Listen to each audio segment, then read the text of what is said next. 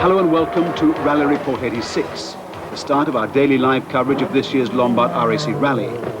Over the next 6 days, we shall be staying close to the cars and the drivers on their marathon trek around the country through England, Scotland and Wales. This year's rally really represents a whole new style for the Lombard RAC. Last year, for example, in keeping with the traditions of this super tough event, the total distance covered by the drivers was over 2,200 miles, of which 500 odd miles were on the extremely difficult special stages. And there were 2 all-night sessions throughout the period of 5 days. But many of the leading drivers last year commented that given the power of the cars they were driving, and the lightness of their construction, the rally was too tough. Indeed, it was unsafe. It didn't allow sufficient rest. FISA, the governing body, has taken full account of that sort of criticism. And in the interest of safety, both for drivers and spectators alike, the Lombard RAC 1986 has been severely trimmed. The total distance, for example, has been cut back to 1,500 miles, the stage mileage has been reduced to 330 miles, and no longer are there any all-night stages. Now, the elimination of those night stages really marks an immense departure for the Lombard RAC. In the past, they've always prided themselves on the toughness of this event. It's been as much, if you like, an endurance event as a test of driving skill, an essential part of its character. Well, that's gone. What's remained to mark off the Lombard RAC from all the other rallies in the World Championship Series is, however, the fact that on this rally, the drivers aren't allowed to practice or map out the special stages in advance. They drive them blind. But what you might ask is a special stage? A very good question, because understanding that is really a key to understanding the entire event. Well, on the entire rally, they cover 1,500 miles. They go from Bath to Harrogate on the first day, Harrogate to Edinburgh, Edinburgh back to Liverpool, Liverpool to Bath for the finish. But over that entire mileage, something like 3/4, is on normal roads, observing normal traffic regulations, normal speed limits. They're not racing. They're driving from the end of one special stage to the beginning of another. It's on the special stages they're really driving in anger. Every second, every tenth of a second counts. Most of the special stages are on forest tracks and mountain paths. They're rough, unmade, covered in gravel and occasionally in snow and ice, rough and bumpy, steep ditches. So they're very difficult tests for the driver's skill and nerve and the car's reliability. Now, it's the accumulated times on the special stages that marks out the placings. Right now, the man who has to make this entire event, this entire 4-day event, run like a well-oiled clock, including the scrutineering that starts here today in the hangar, is Malcolm Neal. He's the clerk of the course. Malcolm, are you significantly greyer now than you were when you started organising this event? Well, I think I definitely am, William, yes, and I'm probably significantly bolder as well. Do you think the elimination of the night stages, the endurance dimension, has been a major loss, if you like, to the character of the Lombard RAC? I don't think it has. Personally, I prefer it. I think we've now got a rally with a different kind of atmosphere. We're stopping in 3 or 4 different major cities each night. It's going to be seen by a lot more people in the cities, and these stops, particularly Liverpool, are going to bring tremendous atmosphere to the rally. Do you think that eventually we're going to see the elimination also, though, of the fact that this rally doesn't allow the drivers to practice on the special stages? I think that's a different question. At the present time, we have dispensation from FISA to run the rally in the World Championship without practice. Obviously, things change, and these things are always under consideration. So also at the last rally, Mark, we're going to see the sort of Group B supercars, these real audience pullers. Do you think the elimination of those from World Rally next year will be a major blow to the attraction of rallying?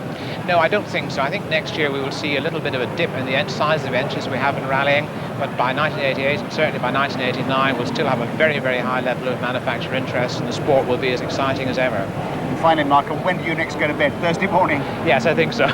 Malcolm, thank you very much indeed. Well, that's the official view, the organisers' view, but what about the stars of the show, the drivers? What do they feel about the changes to the rally? One of the hottest British hopes is another Malcolm Wilson. He had a somewhat uneven year, a 4th in the San Remo, a 1st in a Finnish national event. We spoke to him a few days ago when he was at practice. Well, obviously it's much easier than it's been in previous years. But I think the biggest thing is that we don't really like the Brits, is it's given the Finns a bigger chance. Because obviously we're not doing as much night driving. In fact, I mean, we're doing very little night driving. So of course they're not too keen on being out of bed for a long time. So I suppose it suits them, you know, more than it suits us really. Obviously we're quite confident.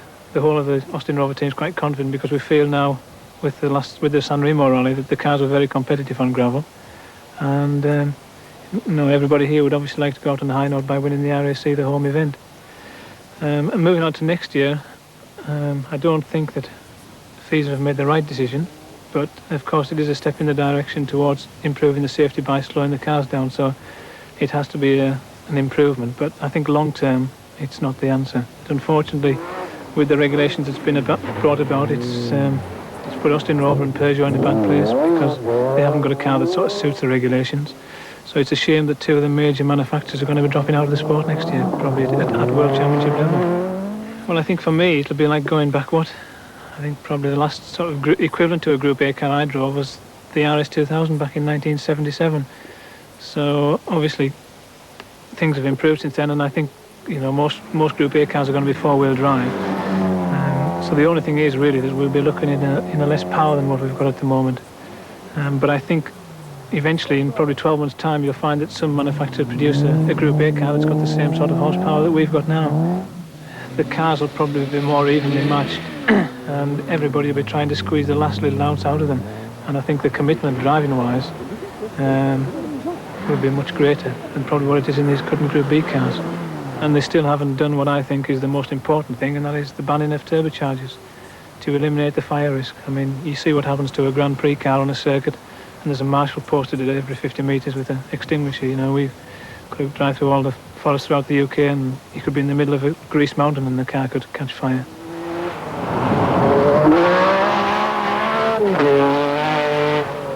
And it was fire, of course, that killed the brilliant young Finnish driver Henry Toivonen and his co-driver when their car crashed into a boulder on the Corsican Rally earlier this year.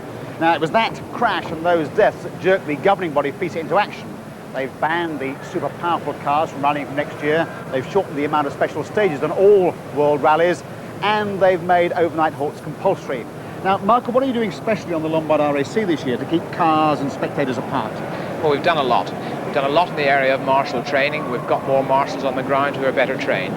We've changed the structure of management on the special stages. We've appointed sector marshals responsible for half, one, or maybe even only 200 yards of a special stage. We have spent a lot of money on equipment. There are a lot more ropes going to be out in the rally this year. But are you going to be tougher, Mark, in really forcing spectators not to go into dangerous areas? Oh, very much so. At the end of the day, a lot of this is very much down to the spectators themselves. We spent a lot of time and trouble through yourselves, with your help and the magazines, and publicising to spectators what they should and should not do. What are you really doing to get, you're saying every spectator is responsible for himself. What are you doing to get that message across so that people here know exactly what they should do if they're going to be spectators on the stages? Well, in our rally programmes, in every motor magazine published in the country, there's a long list of easily read instructions to what spectators should and should not do. It's their sport, they've got to look after it. Will you have a sort of safety review at the end of each day's proceedings? Yes, we put in a very strong discipline of course cars this year. We should be using 10 in total. These cars are driven by crews who are fully experienced in rally organisation. Every special stage will be thoroughly checked for safety before it's cleared to run. It's not safe, there's too many spectators there, it doesn't run. At the end of each day there'll be meetings with the course car crews. We'll review what's done. If we have to change our tactics, we'll change them. If we don't, we won't. Malcolm, thank you very much. I hope you have a very, very safe rally indeed. Thank you. Thank you, William. Well, we'll be coming back to what you can do as spectators to make this Lombard RAC the safest ever. But for the moment, let's go back to the competitors. This rally has always been famous for the range of competitors it attracts, from the international stars in their £100,000 supercars to two policemen in a rebuilt Lada. But undoubtedly this year, one of the bravest and most resourceful drivers is a young man called Ken Ridley. Ken is a 31-year-old from Tyneside who was very badly affected by a thalidomide-type drug. He's got malformed arms and hands and spent the first 12 years of his life in and out of hospital. He's been rallying, however, for 7 years and finished last year's Lombard RAC. This year, he's really fired up about the event. But how did he get started into rallying in the first place? I'd always had an interest in motorsport, and after I first passed my driving test, I was able to go and watch these more easily. So I went to Kiel and various places watching rallies, and a few friends and I, well, it was my idea really, decided to turn my Mark 1 Escort into a rally car. So we joined a local motor club, Wickham Motor Club, got some knowledge off the people who knew, who were in the know, put it all to use, and turned out my first Mark 1 Escort. The seat is an adjustable one, and we've lengthened the steering column by 1 or 2 inches, and that makes things a lot easier for me. Apart from that, there's a 45-degree bend in the gear lever, but that's about it. There's no allowances made, there can't be. It's me against the clock, and there's no way anyone can ease off, such as, I used to play a lot of squash and things like that, and you never knew if people were trying 100% or not. This is now the third season, sorry, we've competed in the National Championship. We won the 1600 class in 1984, and then we went to Toyota, and we've driven this Corolla for 2 years. I did the Lombard RAC last year for the first time, and set out to finish, and that's what we did. We finished 61st, and also we've done international rallies in Belgium this year. So we've been abroad and we've done a bit of everything, really. Well, obviously it's a very exciting sport. I think everybody realises that. And just to drive through a special stage, whether it's tarmac or in the forest, everybody gets a buzz out of it, I think, and me especially. But whether it's a multi-thousand-pound supercar or a cheapo private entry, all the cars and all the teams, all the drivers have to come here on the day before the rally for what they call scrutineering. This is the final hurdle the cars have to go through before they're allowed into the rally. But what are the scrutineers looking for? Well, the big white chief, as it were, of the scrutineers is Barry Morris. He's here with me. Barry, what exactly are your boys looking for? Our prime concern today is vehicle safety and driver and co-driver safety. So what sort of equipment do you want to see in the car? We're checking for all the safety features, laminated windscreens, seat belts, fire extinguishers, fireproof bulkheads between engine and body. Make sure the chassis is not cracked or deteriorated since the last rally. All those things that might hazard life or limb. Do you have a special concern for fire control in the car? Yes, indeed. There are regulations, very strict regulations, that control the amount of protection that the car is required to have, and we are very thorough in checking that. Now, if we go to this car over here, you make various marks on the engine block. Could you lift that, boys? Thank you. What are they for? Well, another concern of ours is that the chassis and the block that start the rally are in fact the same chassis and block that finish the rally, so we mark them with a special paint, which is checked at every reassembly point to make sure that they've not changed the block or the chassis. How much do you think the works teams these days, Barry, bend the rules? I'm not sure what the bending of the rules means, but certainly homologation allows them to evolve cars from standard production that allow them to perform much better than a standard production car, so bending's not really necessary. But when was a car thrown out of the rally because it was caught cheating, if you like? Well, it was a private entrant, but it was about 5 years ago on the RAC rally anyway. Of course, you mark the engine, but they are allowed to change everything else on the car, aren't they, if anything goes wrong during the rally? Oh, sure, yes. In fact, I think the RS200 can change virtually every component apart from the engine in about 12 or 14 minutes. So Gearbox, the lot. So as long as the chassis and the engine remain the same, the rest of the car can be rebuilt? Yes, yes, and probably will be 3 or 4 times during the event. Thank you, Barry. Well, he says that scrutineering isn't tougher than last year, but it's worth pointing out, perhaps, that 11 cars so far have failed the noise test, which shows what a fine rule they pass over these cars to make sure they come up to scratch. Let me hand over now to Tony Mason. He was part of the winning team in 1972 with Roger Clark and won this particular rally. He's followed the rally closely ever since, and he's going to carry out some of the commentaries on the special stages for us. At the moment, he's in the scrutineering compound to interview some of the competitors. This year on the Lombard RAC rally, there are only 2 lady drivers, Susan Kotelinski from Sweden and Scotland's own Louise Aitken-Walker. Louise, how do you rate your chances against Suzanne? Well, according to last year, we beat it last year, so hopefully we'll do the same this year. And why are there not more girls driving on this event? It's difficult to say. It's an expensive event to get into, but I think they're too frightened to get beaten by all these men. But if they start to drive it themselves, they'll find that they're as good as the men. You're driving the big Nissan this year. Most of your successes have been in smaller cars. Does that worry you at all? No, not really. I'm looking forward to having a more powerful car this year. Unfortunately, it's only a 2-wheel drive version, but not to worry, it's very reliable. Tony Pond, well, last year you certainly were the sensation of the rally with the Metro on its debut, 3rd place overall. What's going to happen this year?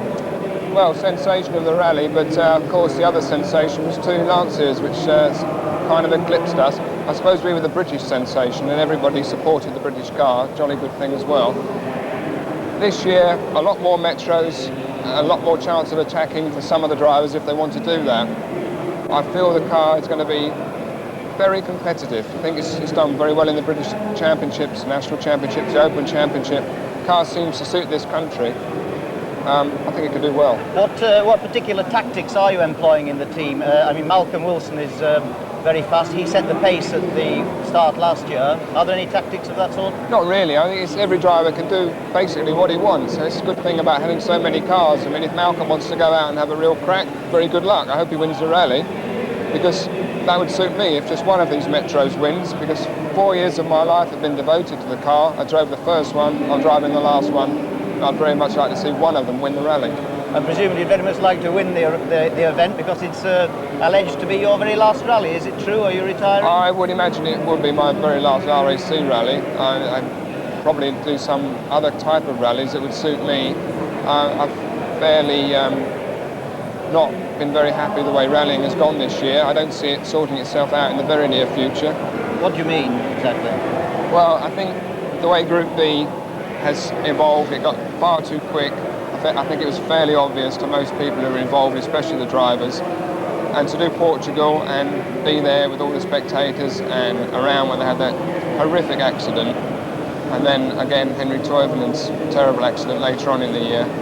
And I don't know, the sports just seem to have obviously had to do something, but the things that they've done don't really stack up. They don't really answer any of the questions. They don't solve or even attempt the spectator problem. They bounce that over to the organisers. I don't think the cars will be any safer, because a Group A car can kill just as many people as a Group B car if the people are allowed to run around in front of them. Yeah. So I feel it's going to be a very shaky period.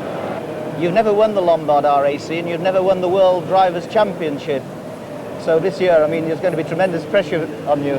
Yes, you know, after what I say last year, I leading in this rally until last morning, and after I spin and I stopping 4.5 minutes, I lost in lead. And well, it's looking like in what I say paper is good for me this year in here, and also no Lancia Martini team, and I hope I am winner here I'm coming back in party next Wednesday evening. And is the Lancia the same as you pioneered last year, this very first event? Well, I testing here in 2 weeks ago in Wales, and I have in some, maybe I have in 10-15% car is better than last year. And also horsepower, I have maybe 50 more horsepower and completely new suspension, and I have also in new tires and new compound here. And it's the Lombard RAC rally is a lot shorter this year, probably a bit easier. Are you pleased about that? That's fantastic. Last year, you know, everybody is too tired here, also mechanics, all teams, and that's a fantastic, only 600 kilometers now in States. Do you like driving without pace notes on a secret forest rally like the Lombard RAC?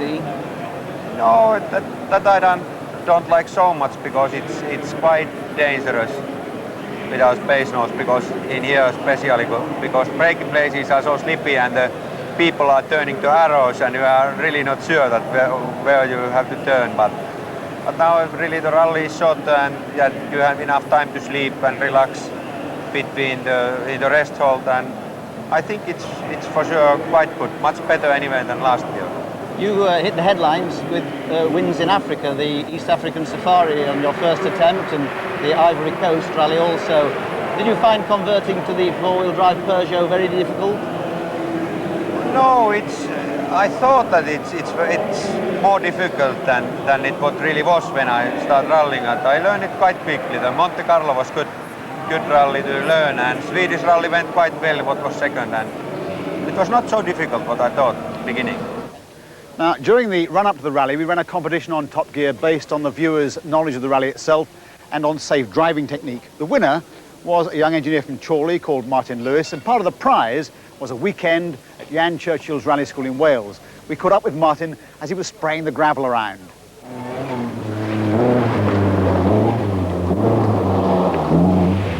And I actually work as a design engineer for Eaton's, working on the design of back axle assemblies for heavy trucks. Now, have you done any rallying before? Yes, I have. Back about 8 years ago, I did quite a bit of night rallying, which is primarily navigation, but never done any stage rallying at all. So you've never driven on the loose stuff like this before? I've driven for a stage once in a road car, but it was nothing like this. The car wasn't suited and it was all over the place and frightened me to death. Tell us what you've been doing here, because you're about halfway through the course, aren't you? That's right, yes. We started off by doing a basic drive through the stages with Jan, showing us what it was like to drive through a stage at speed. He then handed the control over to each of us, and we drive through the stage then. and I was very hairy, quite surprised how good it was. I was surprised how fast I could go and how much grip you could get. Okay, so we're going to go into this opening now, and you've got to try and get the car alive under braking. Get the brakes on a bit. That's it. You get your gear change in. You've missed the gear change. Get it in a second. Now you see the engine's fallen off the cab, so you can feel there's no oomph there. You must remember to get that gear change in. It's really important. Keep going, we're going to the end, all the way through. Now remember, you've got this fairly slippery and lumpy bit to negotiate, so keep the car nice and good, easy on the wheel. Try and keep, remember your two firm, nice, easy grips at the spokes. That's good. What do you think you've learned here? Oh, a lot of car control, definitely. I think it's useful just driving on the road. It makes you realise what a car can do and the amount of control you can have over a car when you think you've actually lost control. And now you're going out on the rally as a spectator. Would you do that anyway? Are you a rally enthusiast? Oh yes, definitely. I generally either spectate or marshal on the RAC each year. Well, hope you enjoy yourself, and well done. Right, thank you very much. Well, as we said earlier, safety is writ large all over this event. This, for example, is one of 30 rescue or ambulance-type vehicles stationed around the special stages. This one happens to be a converted Mercedes G-Wagon, and obviously its four-wheel capability is very important in getting to the site of any accident. Packed with equipment, cutting gear to carve a car away around from any team member, medical gear to stabilise its condition. They can carry a stretcher on the left-hand side to get him to a helicopter or a hospital. In fact, there are 150 medical or paramedical staff working on the special stages, most of whom have given up part of their annual holidays to work as volunteers on the rally. But what can you do as a spectator to avoid things going wrong? Well, the short answer, I suppose, is avoid being what they call a rally wally, someone who stands in the wrong place at the wrong time, stands in front of notices and so on. And to point up the sort of event and the sort of person who can cause problems, the RAC this year have produced a series of cartoons. First of all, don't get in the way of the organisers. You may want to see the stars and bag the odd autograph, but the starting and finishing lines aren't the place to do it, so keep well clear of the start. As a spectator, you may be a keen nature watcher or walker, but not, please, on the special stages. What looks to be a lonely forest path isn't. In a matter of minutes, it could be the pathway for half a ton of machinery doing 100 miles an hour. You do need to pay attention to what's going on. At any one time, there may be several thousand spectators wandering about in a stage, and it's important that all of them listen out for what the marshals are saying. The marshals are trained men. They know what's going on, so please listen to the marshals. Think about where you stand. You may want to get some hot photographs, but think of the path a driver might take if he's trying to negotiate a difficult bend. And on gravel or mud, remember, cars can and do hurtle anywhere. So stand somewhere safe. Stay clear of the signs. Those arrows tell the drivers how tight the bend is, so whatever you do, don't touch them or move them. Apart from the fearsome energy locked up in a rally car travelling at speed, it can also throw debris and rocks and stones all over the place. So whatever you do, keep a safe distance. And then there are the escape routes. They're meant for rally cars, not for spectators. If the driver happens to overcook it, you would never get out of the way in time. Service areas are, of course, a favourite place to see the cars and the drivers, but they're also a hive of activity. So keep your wits about you. Don't touch anything, don't get too close. Well, there it is. Don't be a rally wally. Keep your wits about you. If you have any doubts about whether you should stand in a particular place, then ask a marshal. That's really all for this preview programme.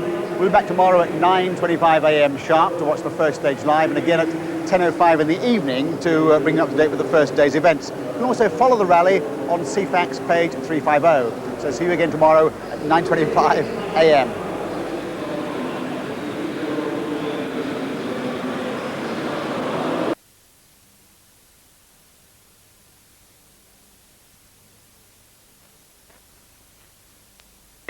Very strange. None of the old boys have come out, not even your old friend Roger. No, we couldn't tempt Roger out. And Hannu Mikkel, of course, Audi temporarily withdrew, otherwise Hannu would now be probably doing his 100th International World Championship Rally, which is the first driver ever to do that. Oh, look at that, he's well up on the bank, and he just tapped the brakes there to keep it in control. Well, this is Mikael Eriksson in another of the Group B cars, another of the Lancia Delta S4s, 26-year-old bachelor from Sweden,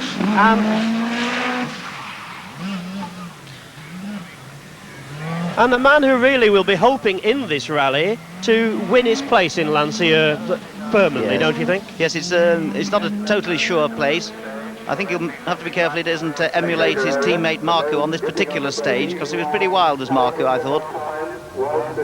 Well, his co-driver calls him intelligent, a man who knows to go fast, but above all, he's a strong finisher.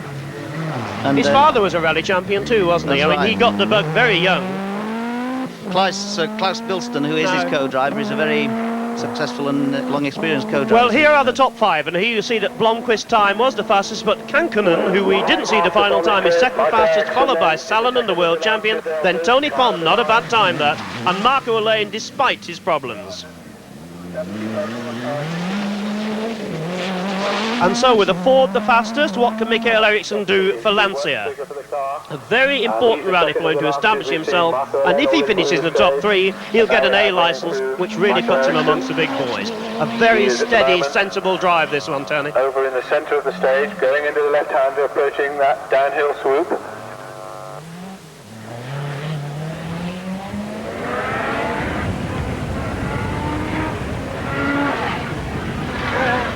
Well, we're watching with interest for the times on the Mazda. No, I think it's pretty evident now that Michael Eriksson is really going to drive this rally with his head. It's hard to get a place in the Lancia team, and he's got it. He's not going to lose it. Well, here on the line, the first of our, the second British driver, Malcolm Wilson, 31 years old, from Workington, co-driver Nigel Harris, and what can he do in the MJ Metro? Let's see him go around, Tony. Now into the right hand. Oh no, he's treating it with more respect than teammate Pond. He's kept off the grass. This looks like a very promising drive on this stage. He set the fastest time on the first stage last year on the Lombard RAC at Nottingham, if you remember, and maybe he's going to do the same again. Malcolm Wilson out there in the centre of the early part of the stage at the moment. It's starting to rain pretty heavily now, so of course the track will get slippery, but I shouldn't think it'll affect Malcolm at this stage. Malcolm, of course, began like you, Tony. He was a co-driver, but he began at the age of 13 and Indeed. Still carried on. Indeed he did, and he's a Lakelander like I am, and I remember doing a rally with his father, Ken, and Malcolm was sitting in the back seat, age 13. And he is, of course, the only driver who won the British National Rally twice. He had a very bad accident in the Scottish Rally, but he came back to finish third in the 1981 RAC Open. Of course, he's had a go in the four-wheel drive Audi Quattro as well, and ran his own team in 1985. But here he is, one of the stars of the Metros, a man who we think could perhaps be the next main British driver. Do you agree? I agree entirely. I think he is the fastest British driver at the moment, and he's had a very good year, really. He's impressed a lot of people this year with his two major drives in the World Championship. He also went over to Finland to practice for the 1,000 Lakes and actually won one of their national events. And really, I mean, there's no other Briton that's ever done that, so he's put his name in the history books already. He finished 10th on the 1,000 Lakes, in fact, so he really surprised them. This is the tricky bit. Yes, Malcolm's just...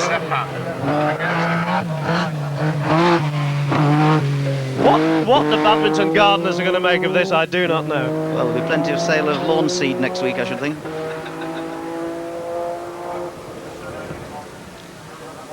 Now the target is Blomqvist, 2 minutes 9.8, and he's not doing badly. My word, this is good.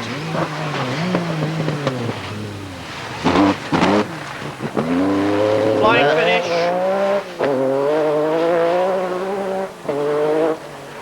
I would say he's 5th, correct, and the man with the captions agrees with me. Very well done. Here we have car number 11, Mikael Sundström, another Finn. His co-driver is a nightclub bouncer. I don't think we're going to need his services this rally. But Sundström is the latest young rallying, racing superstar from the Espoo district, and that's where they all come from, isn't it, Tony? Oh yes, Hannu Mikkola and Marco Alain, Ari Vatanen, they all live there. Street of 1,000 rally drivers. And of course, this is the man who won the Scottish Rally for dealer team Peugeot. I mean, he knows UK rallying, doesn't he? Yes, of all the Finns in this event, I would say he knows it best because he's done the full championship. He's been doing it for about 2 years. Des O'Dell, who runs the Coventry-based Peugeot Talbot team, has had a lot of faith in Michael. Mickey Finn, they call him, you know, and Des has shown his faith and kept going. He's had quite a few bumps and bangs, but he can hold it together like he did on the Scottish, and if he's careful, he'll get a good result. He's also, of course, a very good racing driver. He's been driving a Peugeot 205 GTI in the British Saloon Car Championship, and on August Bank Holiday, he finished 3rd. Well, this is going to be a little bit different from Brands Hatch or Silverstone, I feel. With these weather conditions, considerably different to the August bank holiday. He's looking for a good result on this rally. Last year he was doing well when he rolled off on the 49th stage. And he again is using the shortcut. I think they're all going to go for that night, aren't they? Yes. Mark who set the pace, and they're all following him. Now this should be mark level. Yes, indeed. And it is in the RS200. 26 years old from Somerset, another of the young Britons. His name became very widely known in 1985 because he won the Shell Oil's RAC National Rally Championship in Nissan. And this year he became the youngest ever winner of the Shell Oil's British Open Rally Championship. In fact, he's the only driver to have taken the National and the Open in consecutive years. He's had good results this year, hasn't he? He's secured the British Open Championship ahead of Jimmy McRae. But last year's Lombard RAC, he had all sorts of problems. He had a misfire, then he almost rolled after brake failure, then the brake pads fell out, but he climbed up to 29th. He's going to be looking for a much better result, and Ford are going to be expecting a much better result from him. Yes, he's got quite a bit of pressure on his shoulders, actually. He's a very, very nice young man. I was talking to him yesterday. He's very sensible, he's got a very good brain, an intelligent driver. He became British national champion, a tremendous achievement because he didn't actually win a round, but his consistency paid off. And he's as fast as the Finns and the Swedes. And he's probably the Briton with the very fastest car in this rally, so if we're looking for a British win, I think we must keep our eyes on Mark Lovell. Well, the fastest Briton at the moment, the fastest sprint at the moment is Malcolm Wilson, who's done 2 minutes 14.5. Pond was 2 minutes 15.6, but Blomqvist is still way ahead with that 2 minutes 9.8. Let's see what this young man can do.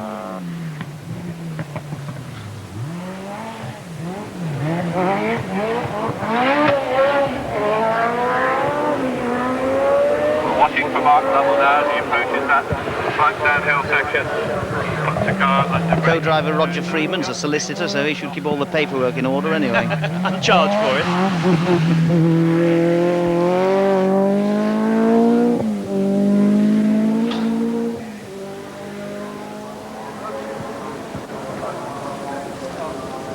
Well, just to remind you, why you're not seeing as much as you ought to see here is because our camera got the wind up, literally. Way up at a big hoist, far too windy, too dangerous, and we didn't want the BBC to be the first casualty of this rally. So he's coming into this now. This is very good.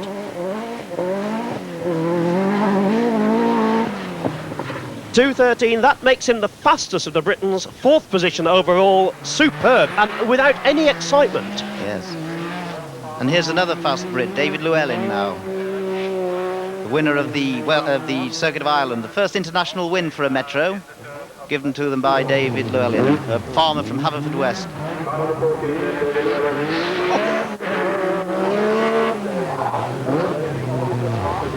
Oh dear, he's losing some time here.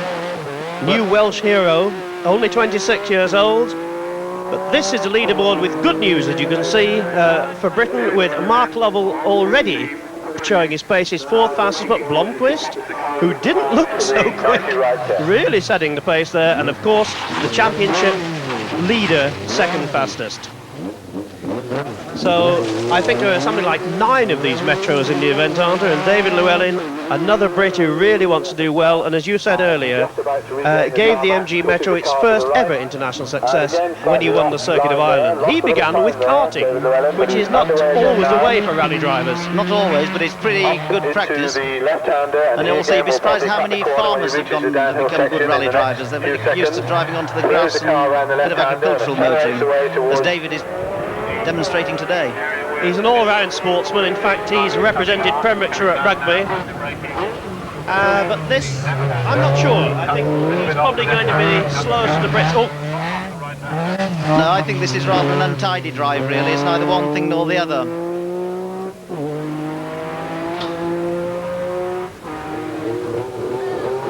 Now, in the pouring rain, this ought to be Jimmy McRae, one of the most popular drivers in the country. 3 times he's been British champion.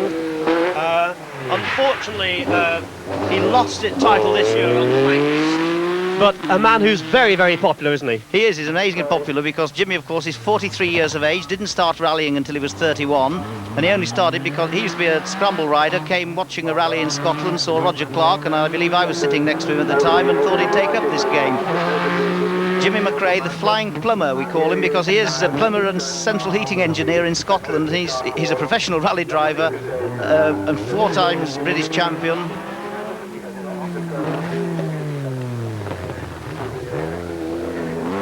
Well, how would a professional rally driver's salary compare with a plumber's? That's unfair, because you don't know what plumbers get.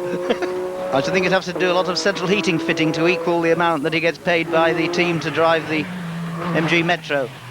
The works professionals, the top international professionals, are earning figures well in excess of 6 figures, you know, up to £200,000 retainer per year for the top Finns, the top international superstars.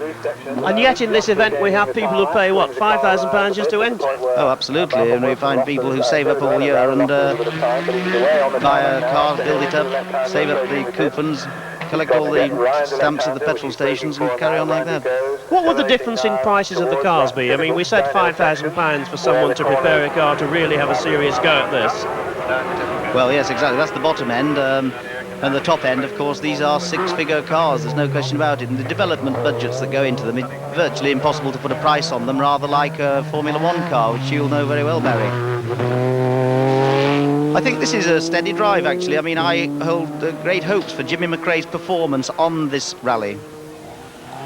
Well, he was 6th in 1985, as you know. He's been 3rd in Opel Manta. We haven't got his time, but here's a man who must have finished more times as the highest finishing hole driver than anyone in the history of the sport. This, of course, is Russell Brooks, 41 years old, who's competed in 19 different countries. Here he is in the Opel Manta. Now, this really is almost a vintage car, isn't it? Absolutely, and it's the only 2-wheel drive car in the top 20. Now, Russell and Mike Broad, his co-driver, were saying that really they're not looking forward to this event at all. But Mike said quite humorously, I thought, that they're going to get the best value for money because they're going to be on the stages a lot longer than anybody else.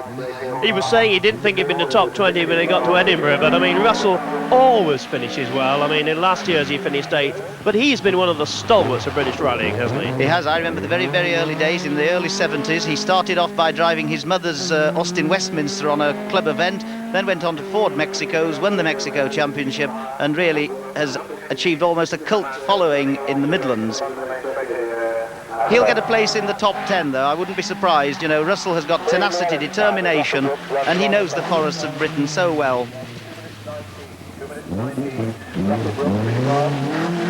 He's also been very loyal to his sponsors. He's had the same sponsorship for about 12 or 13 years and works very hard at rallying and promoting safety. He's chairman of the International Rally Drivers Club. The corner, Russell Brooks is prepared to cut with a very popular, and of course it isn't the shape and size of the image of the driver that's usually imagined. I mean, Marco and Juha Kankkunen all tall, slim. Well, Russell's fairly short and a touch of the Andy Dawsons. One might say that.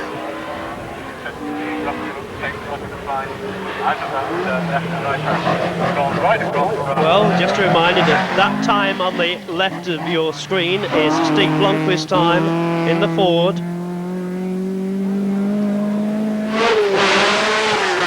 And this ought to be Per Eklund in another Group B car, in fact another Metro, and it is.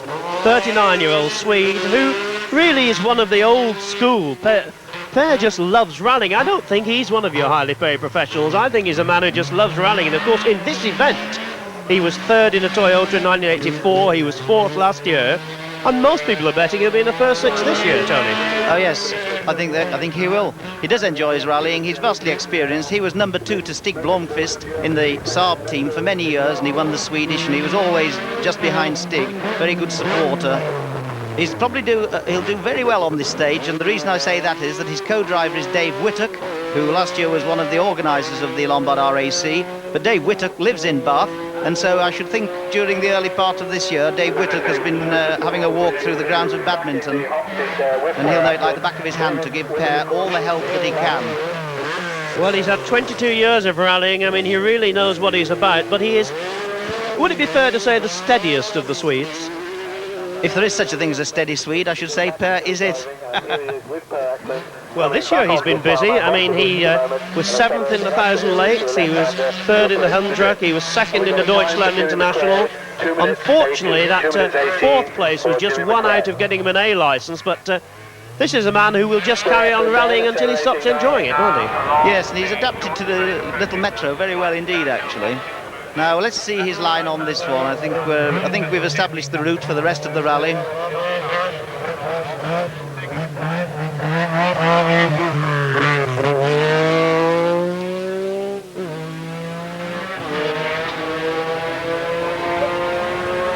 Well, here we're waiting for him. We'll watch him come through. It is now very, very wet and very miserable. And I tell you, the back markers are going to have trouble with the mud and the gravel. But this isn't a bad time. Not far from the finish now. Target 209.8. That is a good one. He is 6th fastest now. A man who you said was undramatic, but did it. You said he was fast, Tony. You're a good judge. Here, car number 18, Stig Andervang. Another Swede, 27 years old, in yet another Ford. Now, he's a late addition to the Ford entries. Why have they picked him? Was it because of his result in the Dutch Open? He's had some good results in Europe, and he's a good, steady driver. They've put Dave West, a British co-driver, with him. He seems to be scrabbling around on the grass a bit here at the moment. I'm not sure of his line of approach, or the planned line of approach, but he didn't seem to have it all together then. It means that we now have 4 of these RS200s, and of course, for the investment Ford have made, they have to get a result in this rally, don't they? Yes, indeed, but as far as an organised team goes, I'm sure they don't come much more organised. I know that Stuart Turner and Peter Ashcroft have got about 70 people out on this rally, helping the cars round. 200 there. Very highly drilled and highly organised service crews. Ford are renowned for having the best service crews. These cars are a little heavier than, say, the Lancia or the Peugeot, aren't they? And perhaps not as much horsepower. Now, they are slightly down on those two supercars, but the handling of the car, as I was saying yesterday, Stig Blomqvist was saying that it is handling perfectly. Tony, sorry to interrupt, but look at that weather. I mean, that's what it's like looking through our camera lens, what it's like looking through the windscreen at the moment. I mean, it's this was a time to start early, wasn't it? Dawn at Old Sodbury, as they say. Yes, in fact, this is typical RAC rally weather. No, a change from the Scandinavians. A Belgian driver. This is Mark Durth with Willy Lux. Mark, of course, is also an endurance driver. The Scots fans will know that he did a great job for the Écurie Écosse, helped them with a victory in the World Endurance Championship for Group C2, and of course he won the Hundruck National Rally this year. Now, he's one of the dozen Metro entries, 6 of whom are in the top 20. A good racing driver, a solid rally driver. Nice to see a different name, a different country, a different nationality. Yes, it is indeed. In fact, rally drivers and racing drivers don't tend to mix together too well, but we've had the odd occasion when racing drivers have had a crack at rallying, and of course we still talk about the legendary Jim Clark, who entered the RAC Rally as it then was. I think it was 1967, and actually got fastest time and showed the rally drivers what to do. Graham Hill in a Mini and Jim Clark in a Cortina, one of the greatest rallies ever. Unfortunately, no Grand Prix drivers, although there was a space saved for Martin Brundle. Something went wrong at the end. It would have been nice to see Brundle in this. He's tried everything else. He's good at rally sprint, he's good at truck driving.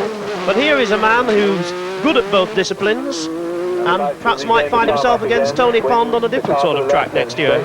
Yes.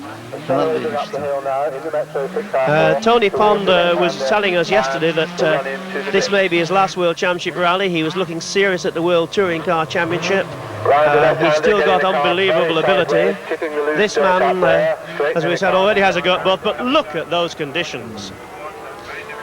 You notice somewhere there's a rally car. This Mark's car here is handling somewhat differently to the other Metros. The back end is coming out further. Although it's four-wheel drive, they do have a brake balance bar on these cars, so you can adjust the braking force from the front or the rear, and I think there's a slight different setting on this one.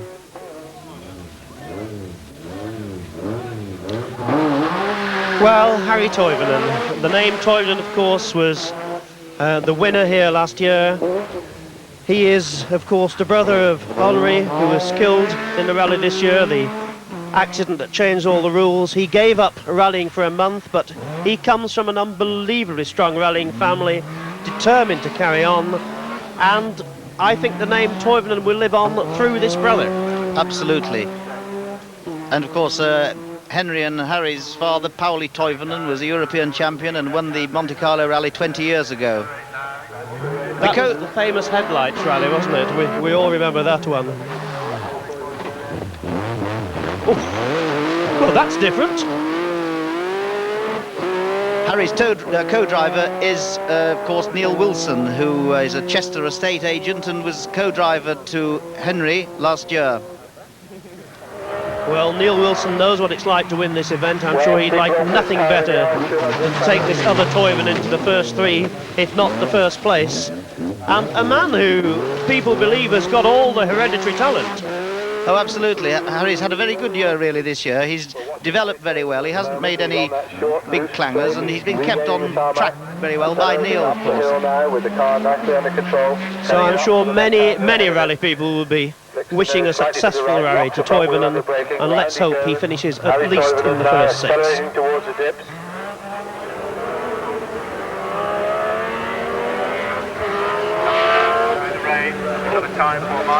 One must remember, of course, that the cars that are going to be following along later are all two-wheel drive cars, and this track is going to be a lot wetter. They're not going to be getting up to those sort of antics, or if they do, they'll find themselves spinning all over the place. So I think that the spectators here at Badminton will be duly rewarded. Now here's a famous make, the Audi. Harold Demuth from West Germany in one of the front-engine 2.2 litre, 170 brake horsepower, if I'm not mistaken. Nice to see an Audi up here, but of course they're not the big Audis that made the tremendous impression. They pulled out of rallying. Why, Tony? Well, they pulled out, and they said at the time, after the accidents and the new rules were being imposed by FISA, they thought they'd let it settle down, get organised, and keep out of rallies, and then return when they felt satisfied that the safety requirements were being met. They have now announced that that point has been reached, and they're planning a limited season next year with Hannu Mikkola and Walter Röhrl driving, and they'll be doing some of the major world rallies.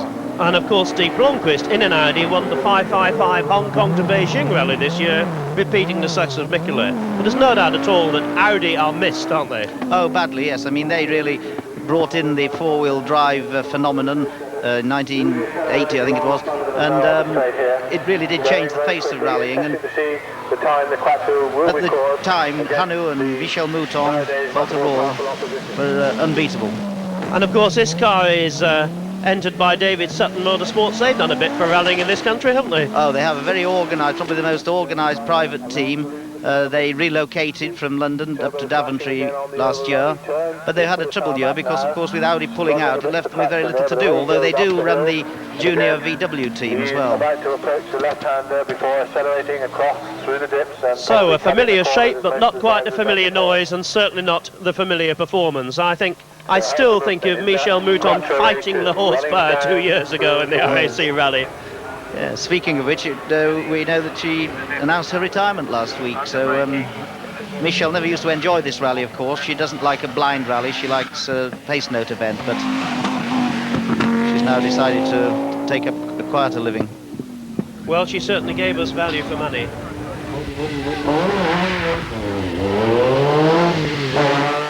Now that should be, I hope, Tony Teasdale from Auckland, New Zealand. Yeah. Well, yet another of the metros. Now, Tony is an industrial relations manager. Perhaps he could teach us a few things over here, but he ran one of these cars on the New Zealand round of the World Championship and was well inside the top six into the final day when he got dropped down the order. The New Zealand rally isn't dissimilar to this one, is it? No, a lot of the drivers do say that it's got a very similar characteristic. The surfaces of the forests are certainly the same. It is nice to see these drivers over here. We've usually had one representative from the Antipodes, Greg Carr from Australia, finished in the top 10 once. There are some very good drivers in Australia and New Zealand, but of course it's a hell of a long way to come. And I believe that he nearly didn't appear. He was a bit short of money, I was hearing last week. Yes, I must tell you, I had a phone call from this gentleman who said, you don't know anyone who'd like to sponsor New Zealand, do you? But anyway, he's made it, he's in the event. Ah, and here is the first of the ladies. We were talking about Michelle Mouton, and here is one of our lady drivers. Now, you were talking to... Oh, and of course another Kiwi. You were talking to her yesterday, Tony. Well, yes, I wouldn't say Louise Aiken-Walker from New Zealand. Oh, no, I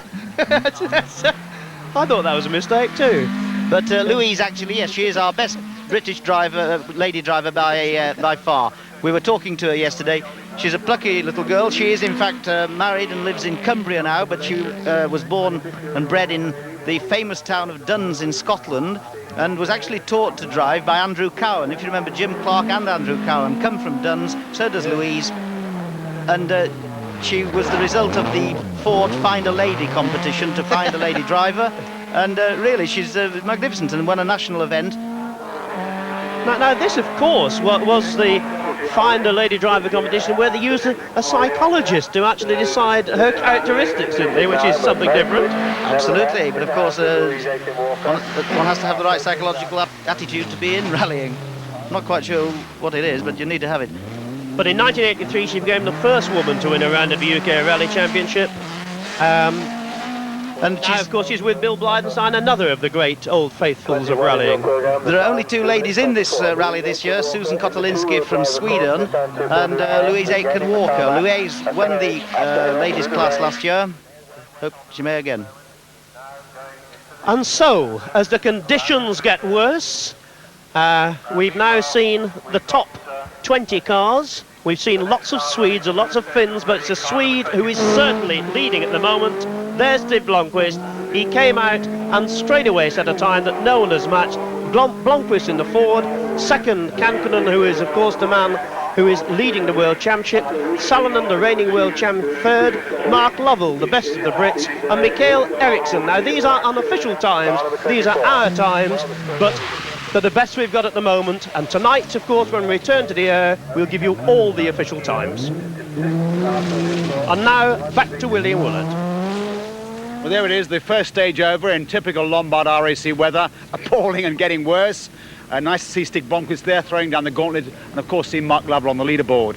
They've got 8 more stages to do today through the West Country and then the Midlands before they bottom out at Parc Fermé in Harrogate. We're going there now. See you tonight at 10:05 p.m. to bring you up to date with all the latest news on Lombard RAC 1986.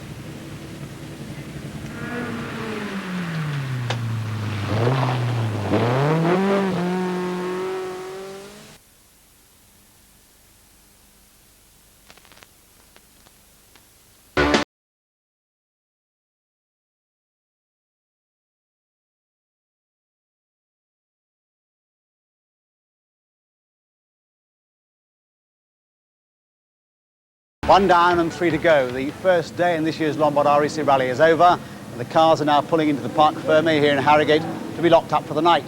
At 9 o'clock sharp this morning, 162 cars began rolling across the official start line in Bath under a lowering sky.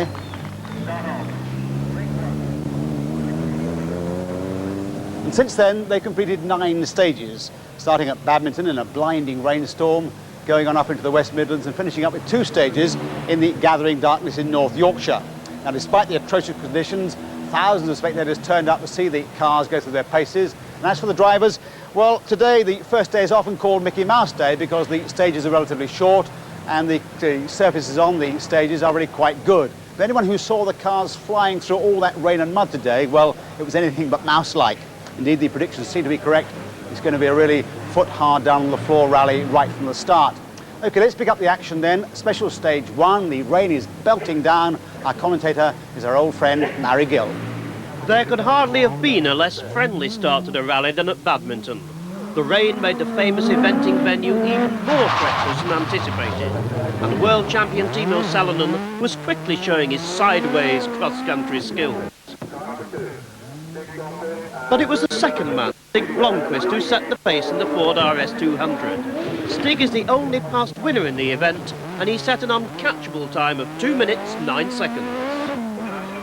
Marco Elaine just has to do well in this rally to keep his championship chances alive, but the Rosberg of rallying was soon sliding haplessly over the grass.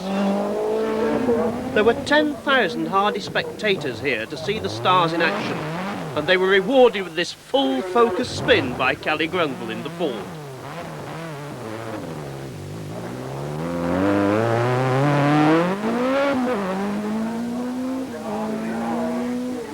There wasn't much breathing space between Badminton and the next Parkland stage, one of 9 to be held on this slippery Sunday, covering over 27 miles. Stig Blomqvist led the rally from Salonen and Kankkunen as he started a 3-mile mixed-surface Cirencester test, but this time he had to settle for 4th place behind 3 of the sure-footed Peugeots. The 27-year-old World Championship leader Kankkunen, winner of 3 rallies already this year, was in flying form. He was 4 seconds faster than any of his rivals and led the rally by 6 seconds on the way to Sutton Park. But there was no joy for Harry Toivonen, the younger brother of last year's winner, the late and much missed Henry Toivonen. Harry lost his metro right in front of our cameras and had to go back and start again. He told us, "At least I was lucky, I didn't hit anything."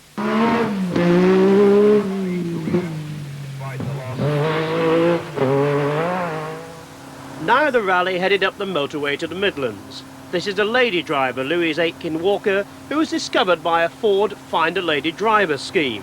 On her way to Sutton Park, which is always one of the most popular stages and attracts huge crowds. Unfortunately, the rains came again as Salonen splashed through the park, lying 4th.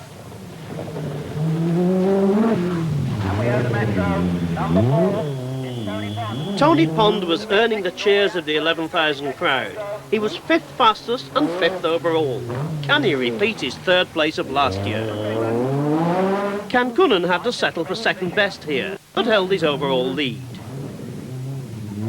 Kalle Grandel was a long way behind team leader Blomqvist. He was 7 seconds slower here.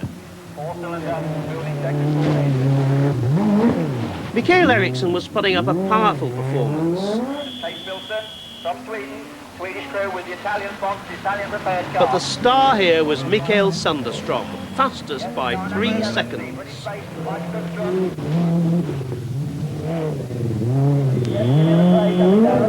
Jimmy McRae set 11th fastest time on his way to a top 10 place.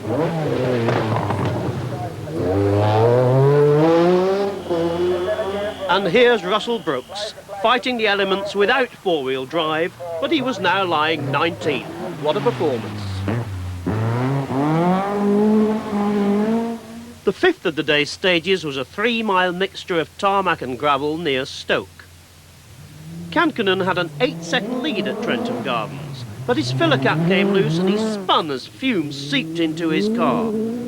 Despite losing 10 seconds, he kept his lead from Sundstrom, who was only 10th fastest here. Marco Elaine was the hero, setting fastest time in his much-repaired Lancia. Champion Salonen was 9th fastest and dropped to 6th place.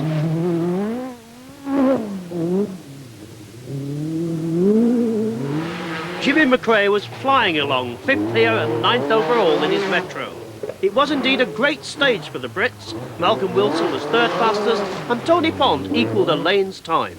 There were 12,000 spectators waiting for the leaders at Chatsworth, the 6th stage. 3.56 miles of a narrow, slippery test.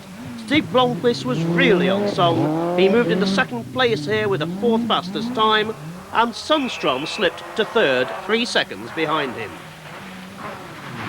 Tony Pond has decided he might quit rallying soon. Let's hope not. He was superb here, 3rd quickest and still 4th overall. Kankkunen, still complaining of petrol fumes, was fastest to keep his lead by 11 seconds over Blomqvist. As the sun set over Chatsworth, Mikael Eriksson entered the stage in 7th place, desperate for a vital top 3 placing. But this incident didn't help him. He dropped a place, but he didn't drop into the lake.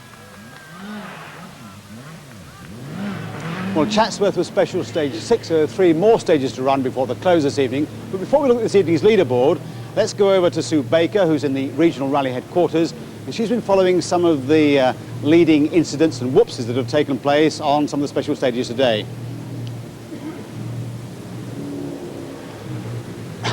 Well, I'm sure Sue Baker is over there. Here she comes now. Juha Kankkunen reported that he was still coping with that problem of fuel splashing around inside his car.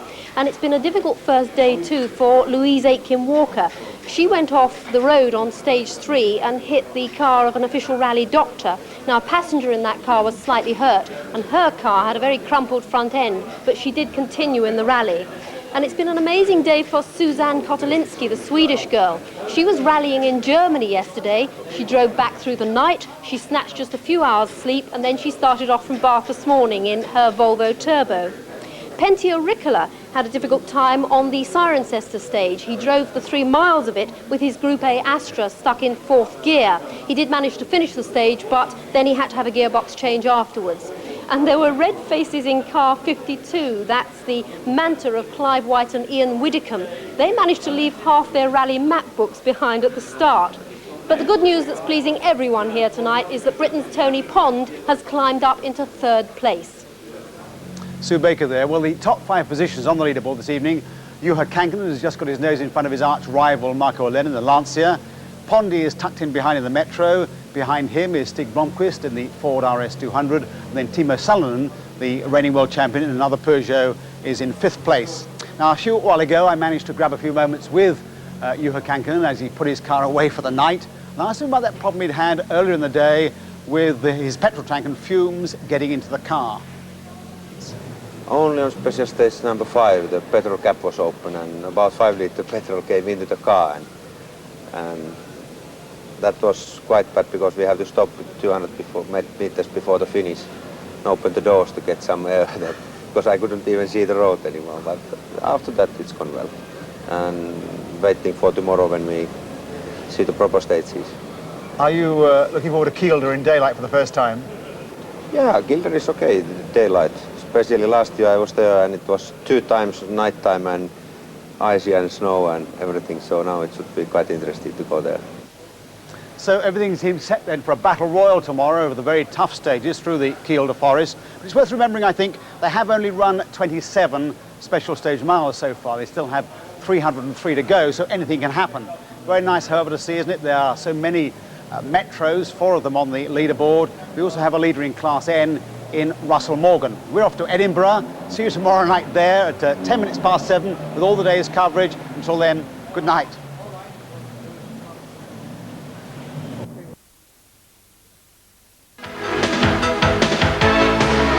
Hello and welcome to Rally Report 86. We're at the end of the 2nd day of this Round Britain Marathon. The last stage of the day will take place here at the Ingliston racetrack near Edinburgh. This is the control tower of that racetrack, and later this evening we hope to give you some coverage of that last stage.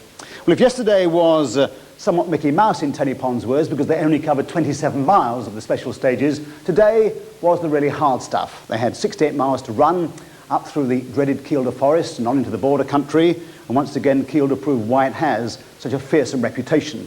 The leaderboard changed virtually rapidly as a ticker tape machine, and all the front runners had real problems.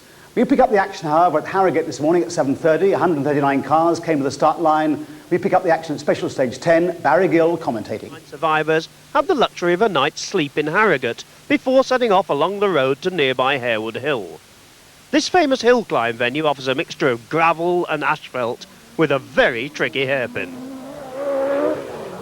The overnight leader after 9 special stages was Finland's Juha Kankkunen, leading his championship rival Marco Alén by 4 seconds in his Peugeot.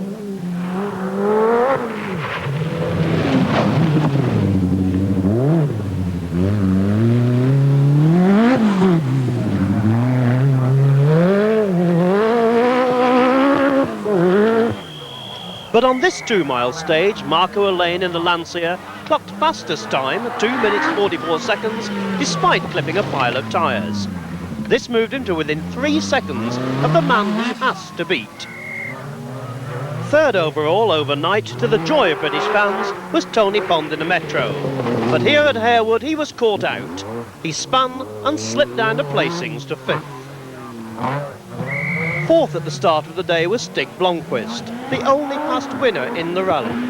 Ford are hoping for at least 1 win for the RS200, and Blomqvist was 2nd fastest here.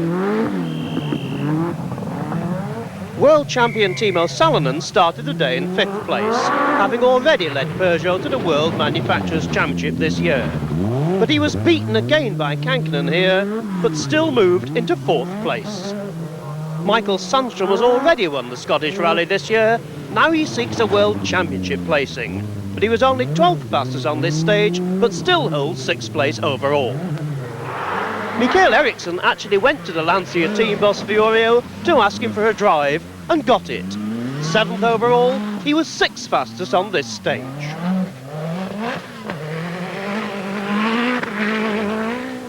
Malcolm Wilson, 8th at the start of the day, hoping for local knowledge from his Yorkshire co-driver Nigel Harris. He was 5th fastest. Per Eklund of Sweden makes a habit of finishing well in the RAC Rally.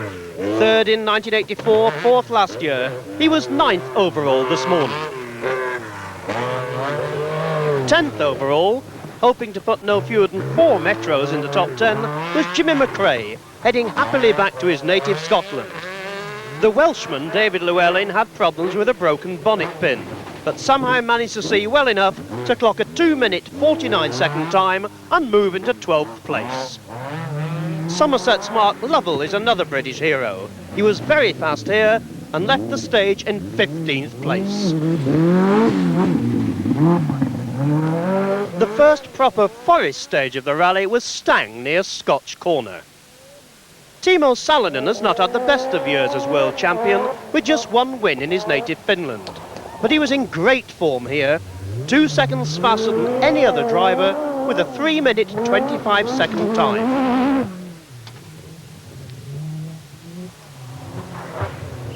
Malcolm Wilson seemed at home on this bumpy forest stage.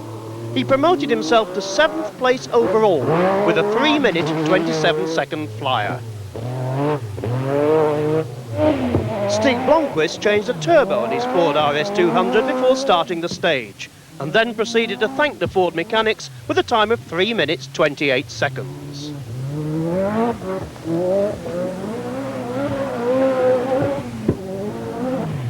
Kankkunen increased the gap over Marco Elaine here. He was 3 seconds faster than Elaine's Lancia. Mikael Eriksson was another scorching Scandinavian. His time of 3 minutes 28 seconds moved him into 6th place overall.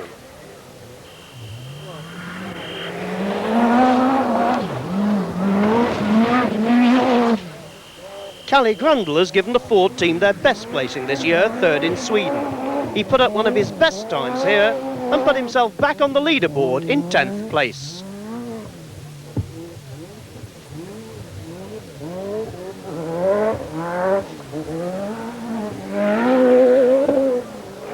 Jimmy McRae was obviously looking forward to arriving in his native Scotland in a strong position. You can just see the enthusiasm as he holds on to 9th place with another great time here, 9th fastest.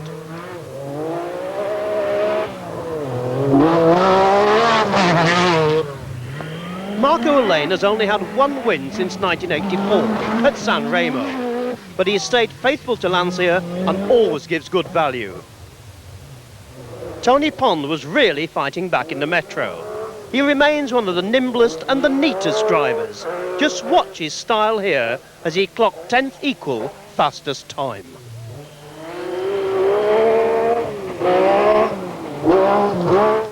Well, during that last stage, as Barry Gill mentioned, Tony Pond had trouble. It turned out to be major differential problems. You'll be glad to hear since then that differential has been changed. A little further on at the Hexham service halt, Sue Baker got in amongst the drivers to learn their first reactions to the early stages of the day as they were entering Kielder.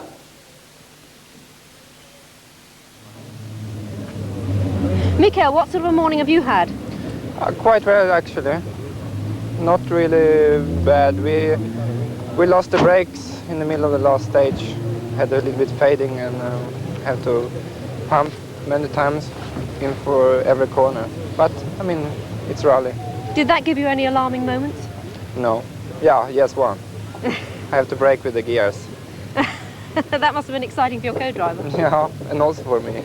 Tony, your first RAC and a bit of a change for your native New Zealand. How are you finding it? Well, I'm finding it a bit hard to come to grips with, actually, but nevertheless, we knew it would be difficult, so we're just trying to keep a reasonable sort of a pace that's safe. So most of we want to be at the end, and we figure it's still possible to be there in a reasonable place. So when we feel a bit more confident, we'll go a bit faster, hopefully. Are you finding some of the stages rather tough? They're not tough, but they're just different, and you never quite know what's the next corner, of course, so have to be a little bit more careful. What's the knack to being quick on this type of terrain with the 6R4? Well, I think the difference for me is that I own this car, and it's cost us a lot of money to be here, so we have to have something to show for it at the end, so we're not too interested in rolling into the trees. So I suppose our approach is a bit different from the works drivers in that respect. I've got to sell this at the end of the day. What do you reckon it's cost you as a private entrant to do this rally? I don't know. I'll find out when I get home, unless the bank manager rings me first. Kenneth, there's a lovely old fight going on for the Group A class. How do you rate your prospects of getting it? Yeah, I hope it should be a little more dry, then I have more chance, because if it's too wet, then it's too slippery from my two-wheel driven car, but I hope it can be a little more dry, then it's bigger chance for me to come closer to them. And how's the going been this morning? Yeah, this stage I beat this master with 5 seconds, so it's going well. Ken, you leapt straight out of the car there and straight onto the engine. What are you doing? Oh, I'm doing a bit of servicing. I've got to help. There's only 4 of us, you see, so I've got to do everything as well as drive. So just giving it a check over. That last stage in Hampshire was very, very rough, or bumpy anyway, and it took a fair bit of hammering in there because we landed quite heavily in one corner, and just checking the bolts and whatnot, see if everything's okay. Do you think you've done any damage to the front end of the car? I hope not. I haven't got another one. So once again, daylight or not, Kiel was proving its reputation for swallowing rally cars virtually whole. Now, after the service halt at Hexham, the cars plunged into Shepherd Shield, all gravel with a nasty narrow twisting section in its centre. And once again, we've got Barry Gill in the commentary box. I think we've got Barry Gill in the commentary box. Here he comes. The fourth stage of the day took the cars into Walk Forest for the 6.85 mile Shepherd Shield stage. Timo Salonen had dropped to 6th place after Hamsterley. He climbed back to 5th place after this stage, where he was again the fastest.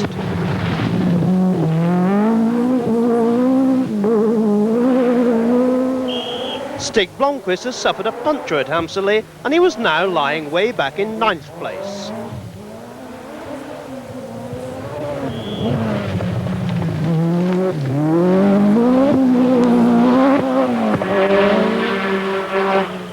Tony Pond was 5th fastest on this stage, but the Metro was still back in 10th position.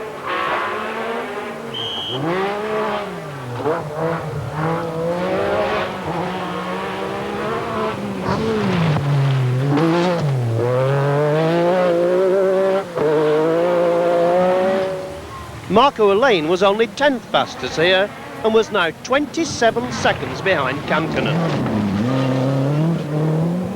Kalle Grandel was improving all the time, 9th fastest here and 8th overall.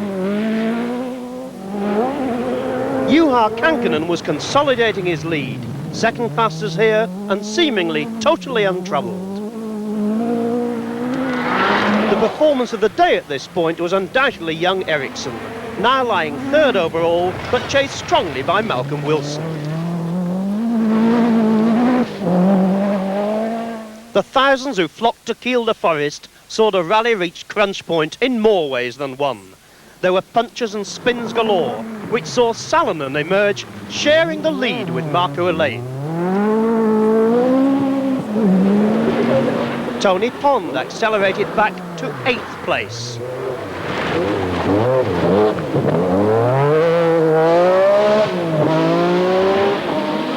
Just look at Marco Elaine, happily sharing the lead. Kalle Grandel somehow kept the Ford in 9th place, despite a puncture.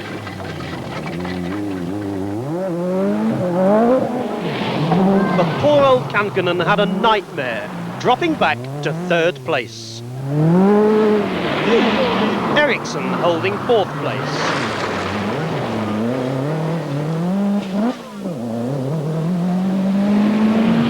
Stig Blomqvist now 5th.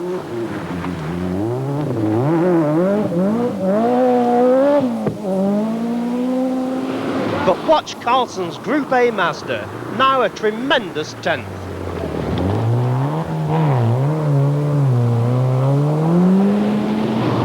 Michael Sundstrom was 6th.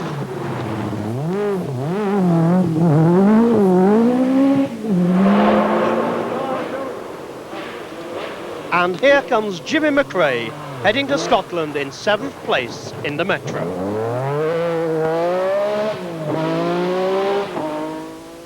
Well, after another short service stop, the cars move on to the infamous Ogre Hill stage, nasty by name and nasty by nature. In fact, about 7 miles of typical Kielder nastiness. At the end of that stage, Timo Salonen, the reigning world champion, had forced his way into the lead. In fact, a joint lead with Marco Alén for the very first time in the history of this rally. Now let's look at some of the other sad stories of the day. David Llewellyn, driving a Metro, has had a rather nasty experience. He was stopped for speeding on the A1. The stewards will be meeting tonight to decide what action to take. It could be a fine, it could be just penalties. They could even exclude him from the rally, however. A rather sad reward for his noble action earlier on in the day when he stopped in Kielder to help Malcolm Wilson out of the ditch after he'd hit a tree. Harry Toivonen, Henry's brother, taking part in this rally, he says he's lost no less than 10 minutes a day simply changing tyres for punctures. One stage he had to call on spectators to hold up the car while he bolted on a new wheel. Another guy's done rather a lot of changing is Terry Hayward in car number 97, Sunbeam Talbot. He says he's changed less than 5 half shafts. Doesn't say very much, does it, for the quality of those half shafts. Russell Morgan, sadly, who was leading the Group N, the important Group N production car class last night, has suffered a broken drive shaft on his Mercedes. He's now out of the rally. The lead in that class has been taken over by David Maslin in his Mazda 323, the new car, 4-wheel drive, which is said to have a lot going for it for the next rally season in '87. This is the leaderboard of the top 5 positions.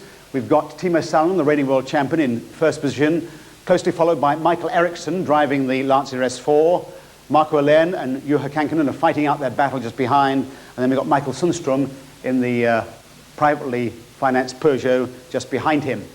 So it's clearly hotting up for a very tough battle indeed for the leadership position. It gets tougher indeed tomorrow when they have 100 miles to run or more, special stages, down to the border country and on through the Lake District. We'll be moving on to Liverpool tomorrow to pick up those special stages. Tonight we're back for the Night Owls to give you a coverage of the highlights of the day and the coverage of this last stage here at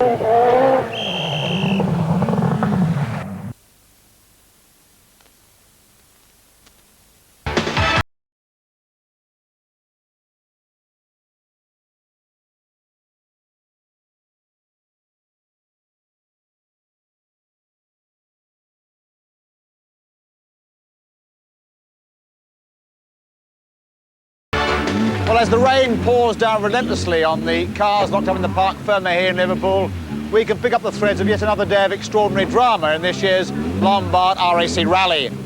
Today was a major turning point of the event, the big turn south from Edinburgh back towards England. They had 100 stage miles to run down to the border country, past Carlisle and on into the Lake District. It's been a day packed full of drama for many of the top drivers, but this is what the top half of the leaderboard looks like after 32 stages. Salonen is charged with the lead in his Peugeot. Alén is tucked in neatly behind him. Eriksson has dropped back a little in the second Lancia. Kankkunen in 4th place, no doubt very pleased to be there after a roll in Grizedale, and Sundstrom has hung on grimly to his 5th place. We pick up the action live at Castle Ower with Barry Gill reporting. There were 2 hours of gentle trundling before the drivers were plunged back into the forest in the Scottish lowlands.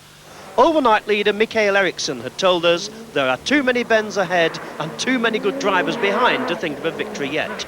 And sure enough, the lead began to seesaw as soon as the quick Scandinavian quintet reached the forests of Craik and Castleower to start the day in earnest. Eriksson was 4th fastest on both stages and emerged in 2nd place.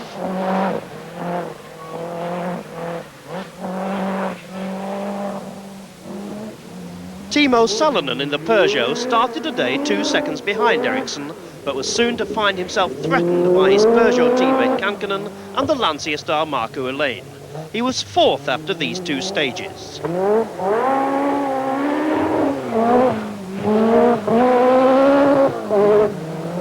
Juha Kankkunen had a puncture at Craik, yet still set fastest time. He had built up a 9-second lead over Eriksson by the time he emerged from the Castle Ower stage.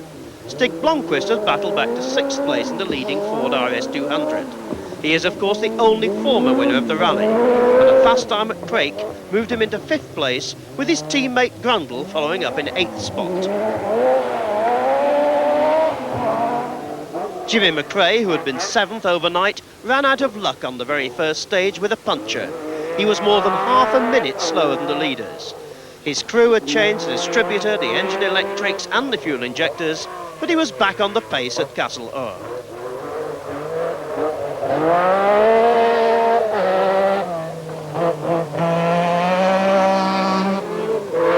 Tony Pond was really flying in his Metro after the overnight halt.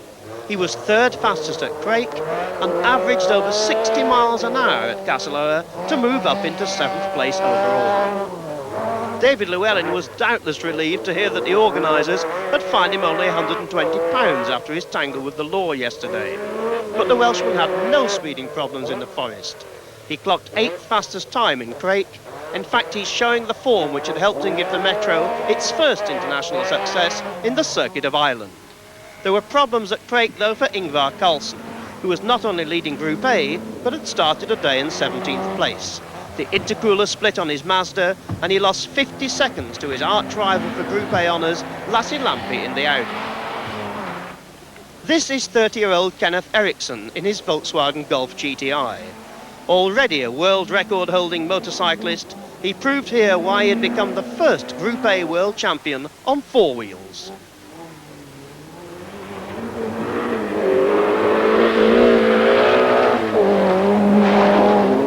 Here's another type of Ford car, the Group B 4-wheel drive Sierra, driven by the Herefordshire engineer Phil Collins.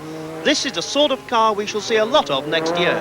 It could be the spearhead of Ford's World Rally ambitions next season in Group A4. Collins was lying 24th after this stage.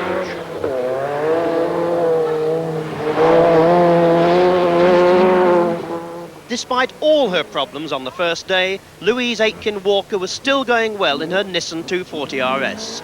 She was lying 25th overall, 1 minute 46 seconds ahead of her lady rival, Suzanne Kotelinski.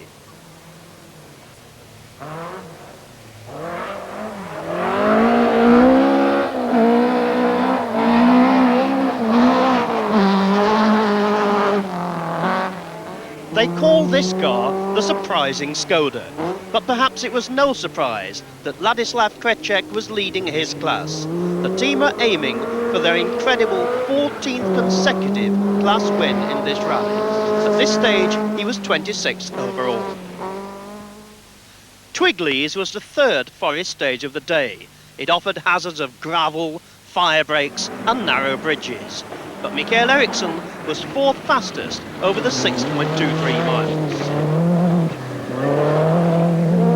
Timo Salonen was the quickest here, averaging just over 60 miles an hour, 2 seconds faster than his closest rival, Kankkunen. Marco Elaine, still in 3rd place overall, but he could only manage 7th fastest time, 8 seconds slower than the leading Peugeot. This is Michael Sundstrom, popularly known as Mickey Finn. He was 9th equal with Blomqvist at this stage.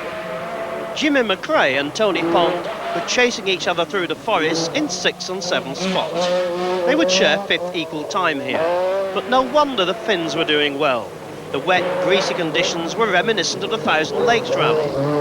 This is typical Tony Pond in action. Kalle Grundle was 4th fastest and enjoying every minute of it.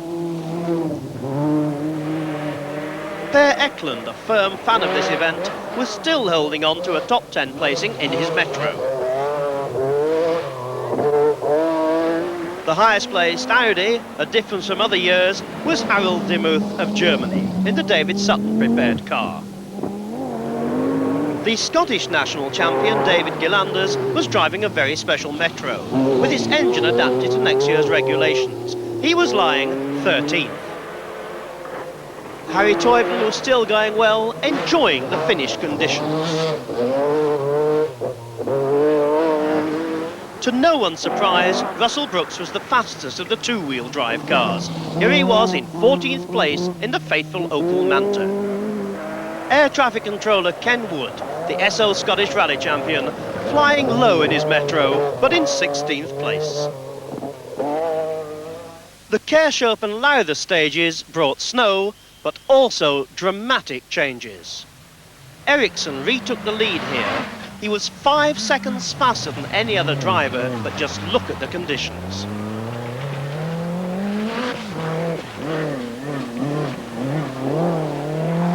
Timo Salonen didn't seem to mind the fog, the snow and the ice at all. He was 3rd fastest at Kershope, 2nd fastest at Lowther, and now he was 3rd overall. Juha Kankkunen would stay in 2nd place overall and was very happy to be keeping ahead of Markku Alén.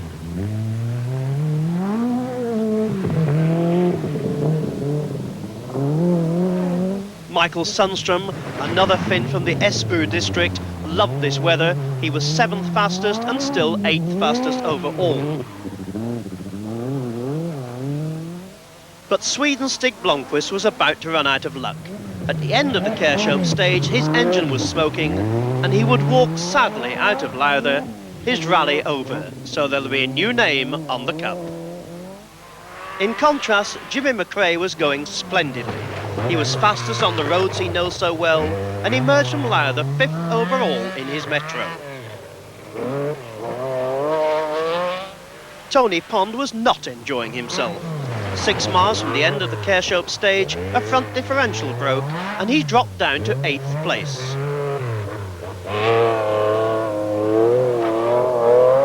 Per Eklund was another to come to grief in the forest. He ploughed off the road and damaged the near side of his car.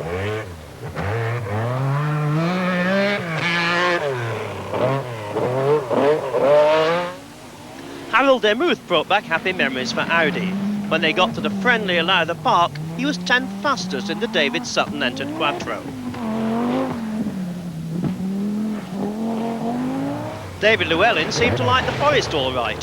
He was 10th fastest here and fighting his way back onto the leaderboard.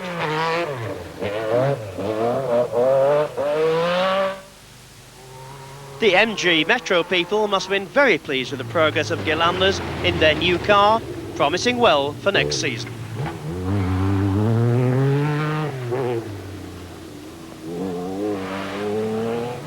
But the Metro of Harry Toivonen also had a front differential fail. The service crew changed it in just 5 minutes, perhaps they'd been prepared following Pond's dilemma. Day glow in the forest as Russell Brooks still pounds on in his Opel Manta.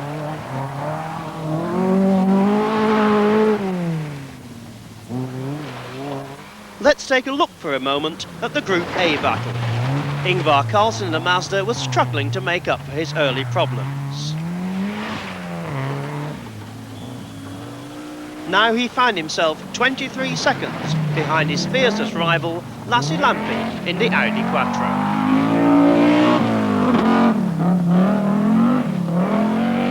Well, after the very first Lakeland stage near Keswick, Tony Mason managed to waylay Tony Pond in his Metro and Kalle Grundle in the only remaining Ford RS200 as they pulled past the Swan Inn.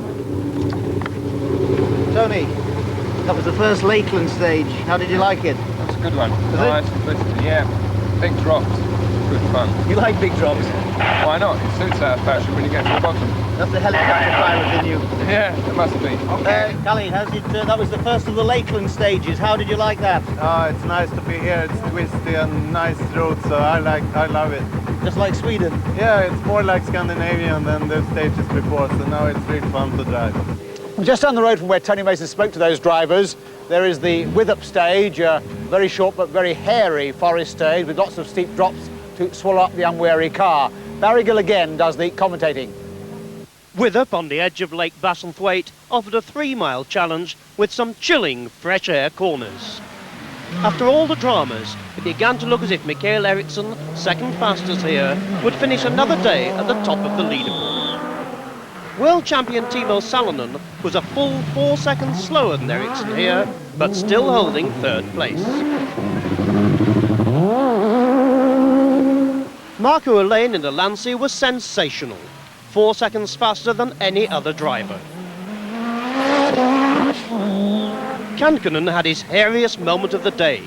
teetering on the edge of disaster with some incredible two-wheel driving. He was still third fastest on this stage.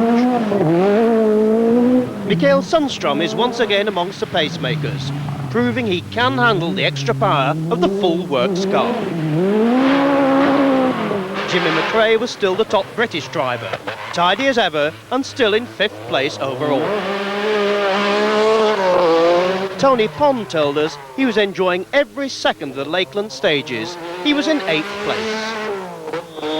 Stig Blomqvist's sad departure left Kalle Grundle to carry the Ford flag. He consolidated his 6th place with an excellent time here at Witham. Welshman David Llewellyn was moving up the leaderboard too. 9th fastest on this stage, he was now 9th overall.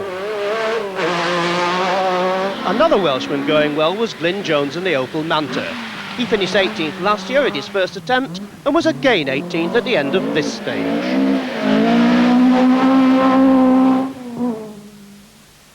The 2 Grisdale Forest stages would take the cruise from Lake Coniston to Lake Windermere, but there would be little time for sightseeing. Mikael Eriksson was soon in trouble. He shot off a bend and hit a tree, severely damaging the front of the car and affecting its steering. He was soon off the road again and limped out of the Grisdale stages down in 3rd place.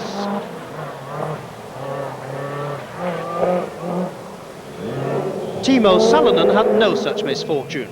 He clocked a scorching 7 minutes 4 seconds to leapfrog back to the head of the rally.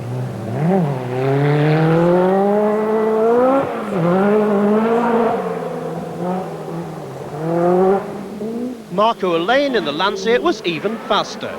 His 7 minute 2 seconds time put him in 2nd place overall. Juha Kankkunen tried his tightrope act again and this time didn't get away with it. The Peugeot spun into a deep ditch and rolled backwards end over end. He lost more than 3 minutes before setting off with a very bent car. Tony Pond was having steering problems, yet somehow he managed 2nd fastest time over the 25 brutal miles. His service crew had to replace his power steering pump. No wonder he had aching arms.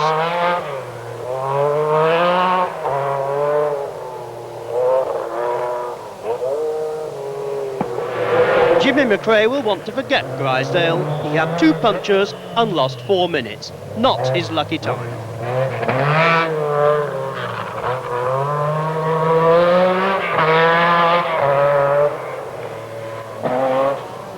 Kalle Grundle was still keeping Ford's hopes of success very much alive. He had a puncture here in Grisdale and feared he had damaged the back suspension, but still kept his 7th place.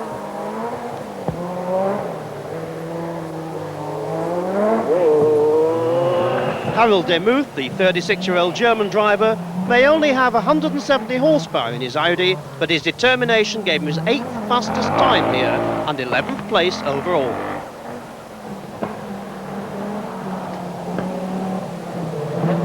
David Llewellyn was yet another of the leaders to visit the notorious Grisdale ditches. This incident was typical of the hazards presented by the muddy surface, and he was happy to hold on to 10th place.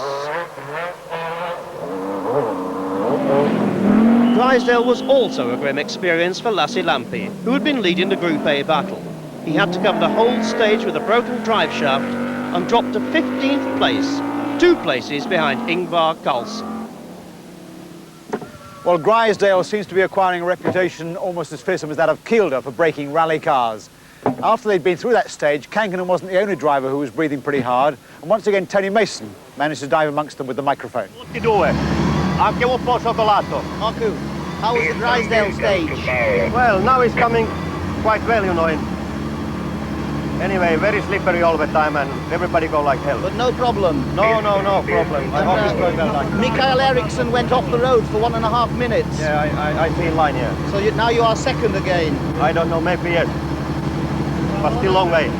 Almost top on the tree, and the speed it was not too bad, but just my own mistake, nothing else. Did Juha Kankkunen lose a lot of time with the roll? Well, he lost over 3 minutes. But Timo Salonen, he's having no problems at all? Well, no problem so far, but it can happen so quickly. You look very hot and bothered. Was that a very demanding stage, the long Grisdale one? Oh yeah, the both stage was quite hard, and so twisty, so there was a lot of work to do. But did you have any problems at all? No, everything was fine, no problem at all. And what about your teammate, Juha Kankkunen? I think he has rolled. Did you see that? Yes, I could see him because we was driving. He was standing on the road when we came. It was after a long rest, the left-hander where he went off. I think he lose about 3.5 minutes. I think now that you're somewhere near the top 5, what are your tactics going to be for the Welsh section? Oh, there is not so much of tactics. You have to go flat out all the time, so that's the tactic. Well, let's round off with some of the major news stories of the day. The biggest perhaps is Kankkunen's roll. And after he rolled in Grizedale, which tore off the navigator's door, always seems to be the navigators, and that big wing at the back end, and smashed in the roof, the mechanics pounced on the car as soon as they could and rebuilt it. Their biggest problem apparently was tearing all those required stickers off the old panels and putting them on a new one. The good news of the day is that David Llewellyn was only fined £120 for his traffic misdemeanour yesterday, and he's back on the leaderboard. The bad news is that Russell Brooks is out. A great finisher, of course, with a tremendous record of rallying success. He held a piston in Grizedale, and that was the end of it. For Louise Aitken-Walker fans, well, she's in 19th position in a Nissan 240 RS, but perhaps the prize for the most resourceful man of the day goes to one John Corrie, who blew up in his larder early on, at which stage he whipped out his RAC card and called their recovery service. When they turned up, they found his card was out of date. Nevertheless, they took him home. That's where we're going now. We'll be back tomorrow in Bath at 7:50 to cover the final stages of this really quite remarkable Lombard RAC Rally. Good night.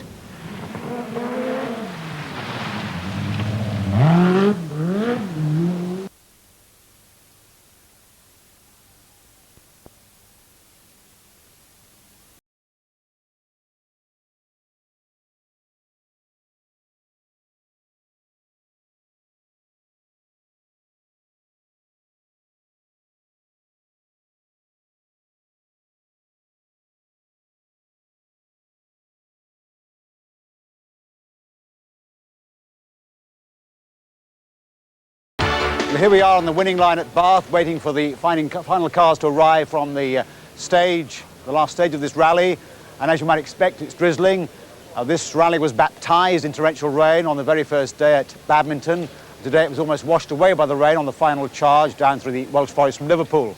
Today has really been a sting in the tail of this event. There was a 3:30 a.m. start in Liverpool and then 120 stage miles to run, so easily the toughest day so far. Indeed, the last 5 stages have between them had as many stage miles as the entire first 2 days, so undoubtedly a very tough one indeed. 95 cars came to the start line at Liverpool this morning. This is what the leaderboard looked like. Timo Sand in the lead there, going very steadily indeed. Marco Alén and Eriksson tucked in behind the Lanciers. Kankkunen in 4th place, but well adrift now because of his role in Grizedale, and Michael Sundstrom hanging on grimly to that 5th position.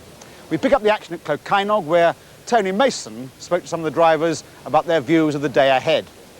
Juha, you've got about 3 minutes behind the leading car. Do you think you'll be able to pull that back in Wales? No, it's not possible.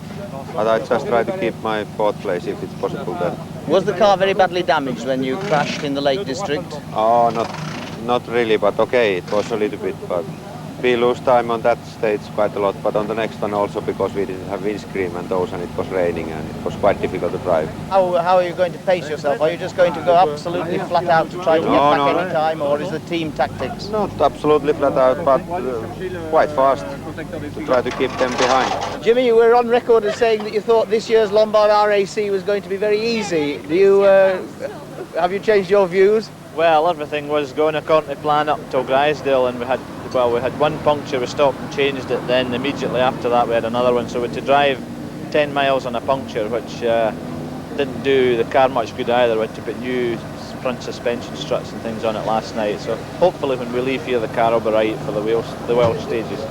But seriously, what do you think of the format of the rally this year? I think it's been very good really, and it's nice to get to bed for a few hours every night. And what has the crowd control been like? It's been pretty good. There's some of the spectator stages, you know, there have been so many people there. It's been very difficult for the organisers, but in general it's been very good. Would you say there have been more spectators this year than previously? I think so, definitely, yes. Even in the road sections you're getting spectators out. They've definitely been more than previous years. Mikhail, was the car very badly damaged in the Lake District? Yeah, it was badly damaged in front. The suspension right and left was completely broken. And I have no clutch and I couldn't steer the car in left bend, so I have to brake it round. Do you use your left foot braking technique when driving the Lancia Delta? Sometimes, but you can't use it too much because you get fading in the brakes. It's spoiling the oil. And it's rumoured that this may be your last drive for Lancia. It is my last drive. So what are your plans for next year? I don't know, because they told me the evening before the start, so I have no idea. How many Lombard RAC rallies have you competed? It's many. Very many? Yes. Are you enjoying this one as much as all of them? Yes, man, it's too little of the night times. It's more office rally this year. You're in the top 10 now. Are you hoping to climb even further as the rally goes into Wales? Of course we hope, man. It's not easy. How is the metro going? Okay, we've had a few problems, but the car is quite sound now, and we've had a good check over the last stop, so hopefully we'll carry on without the problem. Which stages in the Lombard RAC Rally do you prefer? Oh, the Welsh ones, of course. I thought you might say that. Is it true that you're the oldest competitor in this rally? Yes, at 57 years of age, Eddie and I are the oldest two competitors, and we've been together 31 years. Really? Yeah. Now, you're, I mean, are you shaping up to it all right? Yes, we seem to be shaping up to it quite well. Do you find it tiring? More hunger than tiring. And how's the car going? We're having problems with the gearbox, but otherwise fine. Angling very well and going very well. And can you give me any idea how much is this car, how much does it cost you to prepare or anything? Well, it cost £250 4 years ago, but we've spent a lot of hours on it and a lot of loving care. Anyway, you're enjoying it? Enjoying it very much indeed, thank you. Well done.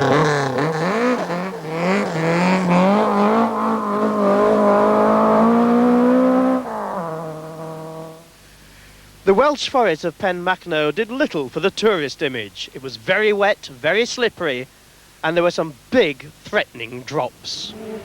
By the time the survivors reached this hilly stage, Timo Salonen was still leading Marco Elaine by 8 seconds. Mikael Eriksson was third overall, fastest of the two Klokainog stages. Juha Kankkunen was nearly a minute behind his championship rival Elaine. Mikael Sundström was now in 6th place in his Peugeot. Tony Pond had been fastest on the 4th Klokainog stage and was 3rd fastest here. Kalle Grandel had gearbox problems but was still in 7th place. Daylight would bring faster times, of course. And Jimmy McRae accused the organisers of moving the water from stage to stage.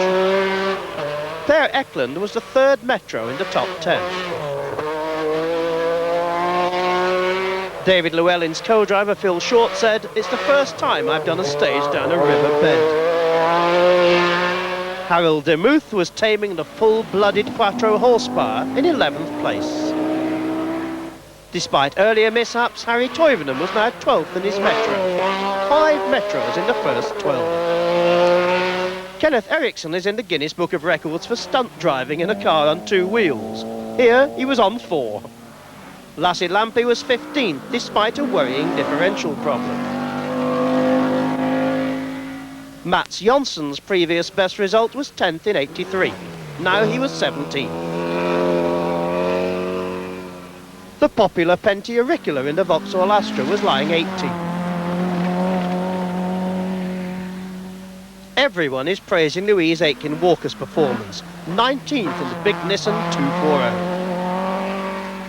Ladislav Krajcek was on song for Skoda's 14th consecutive class win here. Yorkshireman Chris Lord, laughing as always and in 22nd spot. Coidy Brennan, another story of water everywhere, with a major mud problem for the backmarkers, who are, of course, the backbone of the rally. Timo Salonen splashed through in 3 minutes 22 seconds, the fastest time he would share with Marco Elaine. Juha Kankkunen had still not recovered from his Lakeland excursions and was 4 minutes behind Eriksson.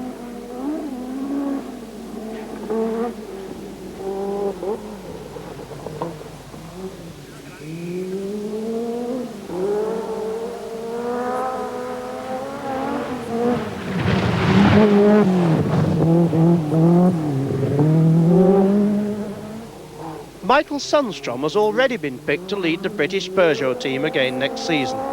He was still in 6th place overall. Marco Allain had certainly not given up hopes of victory. He matched Salonen's speed on this stage.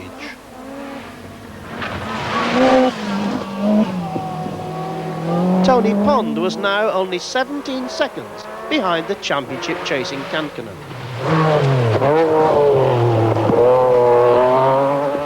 Kalle Grundle, in the sole surviving RS200, had the concentrated might of the entire Ford service army to help him.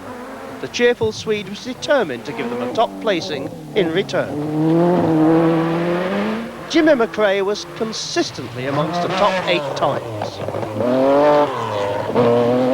Harold Demuth seemed to have cured an earlier engine misfire. Ingvar Carlsson had retaken the Group A lead from Lassie Lampe. Well, after that stage 39, the battle for the lead was as tight as ever. After 4 days, very tough motoring indeed, only seconds separated the front three. Salonen was 6 seconds ahead of Allain, and Ericsson, going very swiftly indeed, was just 52 seconds further behind. Now, at the next service halt, with only 6 more stages to go, Sue Baker spoke to some of the drivers. You know, it's a very close lead for you, just 6 seconds ahead of Marco Allain. How is the stages going this morning? Very well, no any problems. Have they been slippery? Yes, some stages very slippery. What have they been doing to your car here at Dolgethley in the service area? No, just new tires and petrol.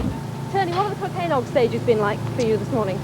They were okay for us, and very, very difficult. There was fog, wet, rain, stand in water. You said come onto the water over a brow or something, which with these four-wheel drive cars going very quickly, you've got a chance anywhere in a 360-degree circle where you're going to end up. So. Did you have any spins? No, we didn't. No, we were quite lucky. And how about the car? It looks as if it's not missing a beat this morning. It's gone very well today. Yeah, I'm happy with it today. How tough is the fight up there at the top? Because there are only a few seconds splitting the first few drivers. Well, they're still fighting, and we're still fighting down where we are. I wish we'd had the 3 minutes, because we'd have been fighting with them. That's the problem. Yes. How much can you claw back now, do you think? Well, you can't really. They're having a big fight, so they're trying everything, and we can just about do their time, so there's no way we're going to climb back with them. We just want to stay ahead of the group that we're playing with. So what would you hope for the rest of the day? What sort of conditions? Well, I'd hope for a total disaster in the Lancia and the Peugeot camp. Kelly, it's looking like a wonderful needle match between you and Tony Pond this morning. How does it look from your view? It's hard, because I'm driving at the limit, and every time he beats us. So it's not easy. He's driving very well. But your RS200 is looking very sound this morning, isn't it? Yeah, no, I have no problem with the car. Not at all, so it works perfect, and we are driving as much as we can.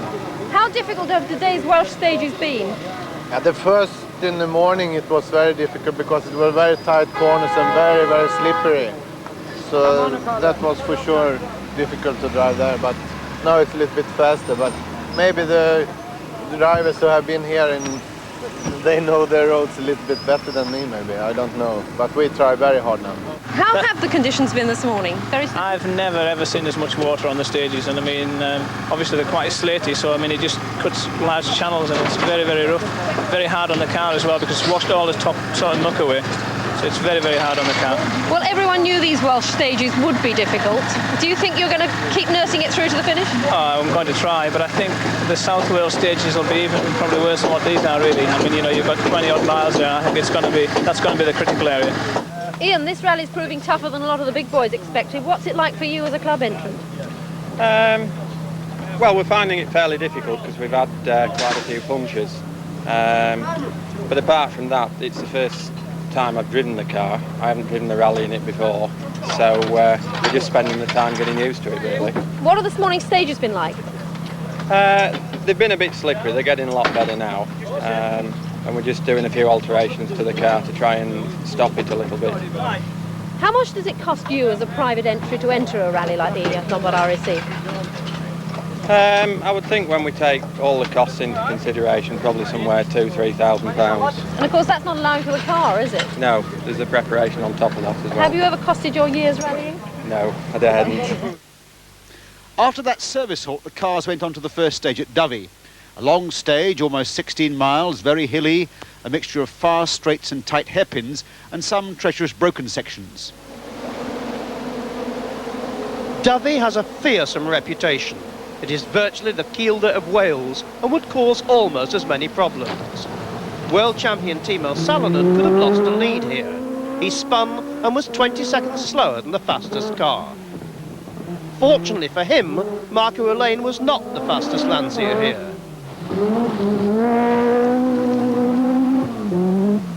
That honour belonged to this man, Michael Eriksson, with a time of 15 minutes, 5 seconds.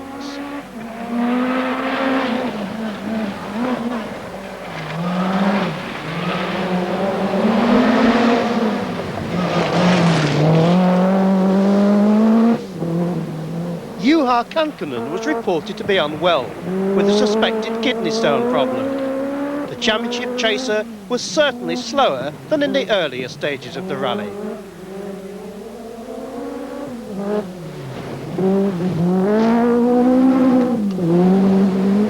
But this stage belonged to Mickey Sandström in the Peugeot. It was a shattering performance. He was 8 seconds faster than any other driver.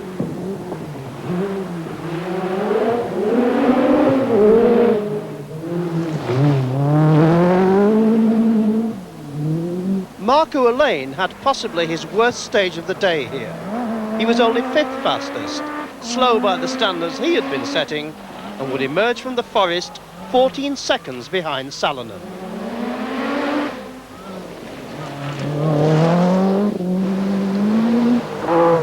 Tony Pond was determined to overhaul the slowing Kankkunen, and reported that the Metro really revelled in the slippery conditions.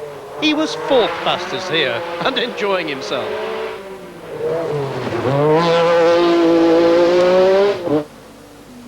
Kalle Grandel could only manage 10th fastest time here. It seems a pity we won't see the RS200 on these rallies again, but there are going to be some very proud owners of the instantly rare production versions, but they won't be driving them like this. Jimmy McRae must have thought that some of these stages could have used his plumbing skills. The rain that caused flooding in many parts of Wales did nothing to help his bid to overtake the Ford.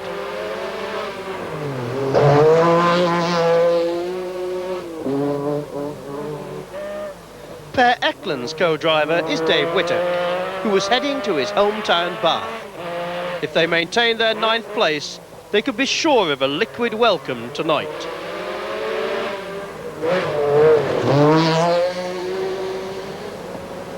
David Llewellyn is no stranger to Dyfi, but the conditions must have brought back memories of his spectacular accident in this year's Welsh Rally. He was 11th fastest here, enough to keep him in the top 10.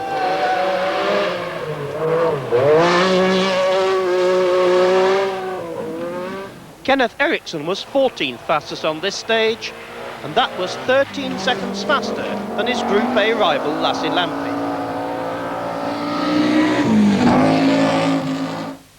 Dyfi 2 was a 13.7 mile stage, all gravel, twisty forest with a surface that would really test the cars.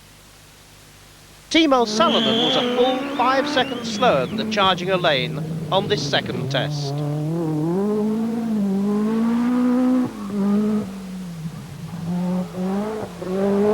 Mikael Eriksson was simply storming along in his Lancia. He was joint equal fastest with his team leader Alain.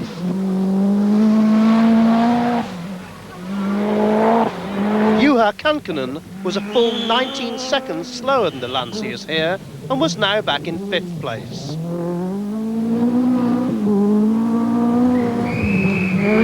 Michael Sandström was 3rd fastest and was battling to overhaul Eriksson. Marco Alain was, of course, trying to win the rally, but not at the risk of losing championship points.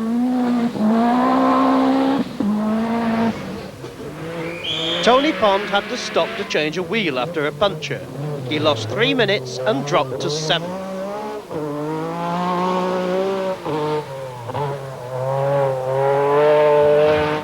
Kalle Grundle was fighting gearbox problems, and he lost half a minute on the leaders. Jimmy McRae now had Tony Pond in his sights, and he was trying to get 7th spot.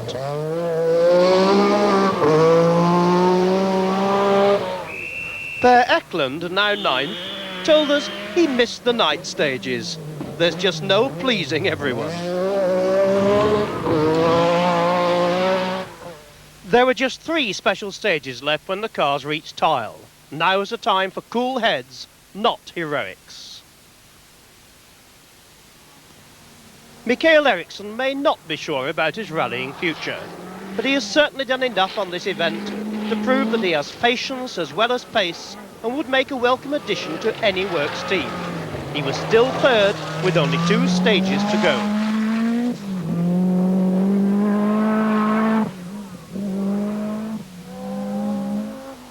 Juha Kankkunen now had no hope of overhauling a lane, barring technical mishaps. And it seems certain the championship will be decided at the Olympus Rally at Washington State in America in December.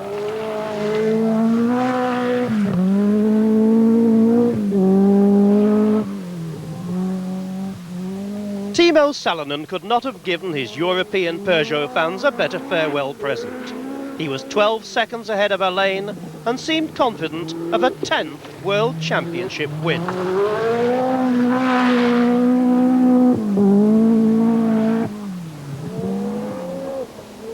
Michael Sundström was certainly completing one of the finest drives of his career.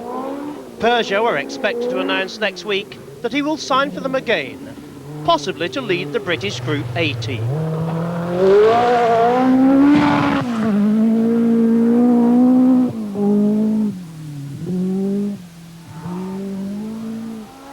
Marco Alain may not have been leading the rally, but had done more than enough to keep the championship alive. If the position stayed the same at the finish, he would take over the title lead by just 1 point, 104 to 103.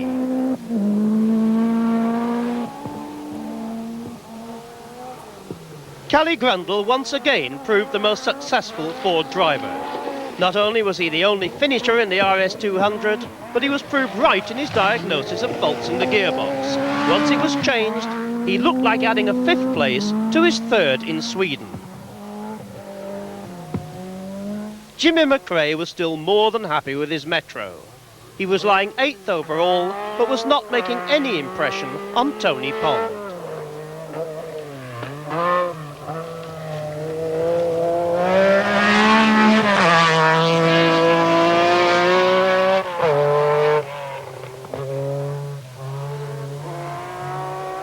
Tony Pond was naturally disappointed that punctures and differential problems had kept him from a top 3 placing. But he joked, "I've enjoyed driving my Metro in this rally. I hope they'll let me keep it."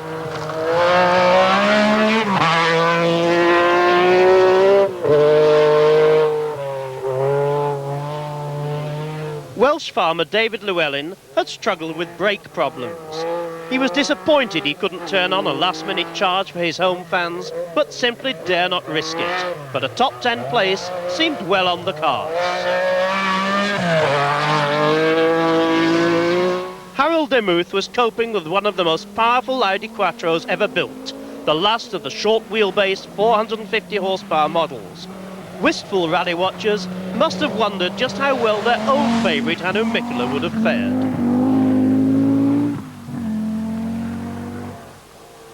Kenneth Eriksson was driving the 16-valve Golf entered by the German company and demonstrated his horsepower supremacy over Volkswagen Junior team winner Simon Davison.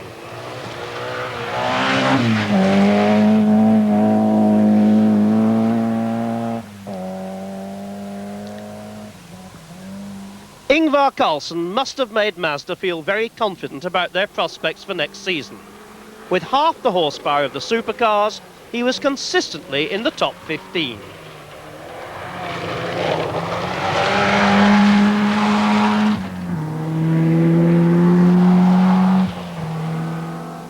And Lassi Lampi, despite struggling with a broken drive shaft earlier in the rally, had certainly demonstrated that the Group A Quattro Coupe could be a front-runner in next year's Rally Championships.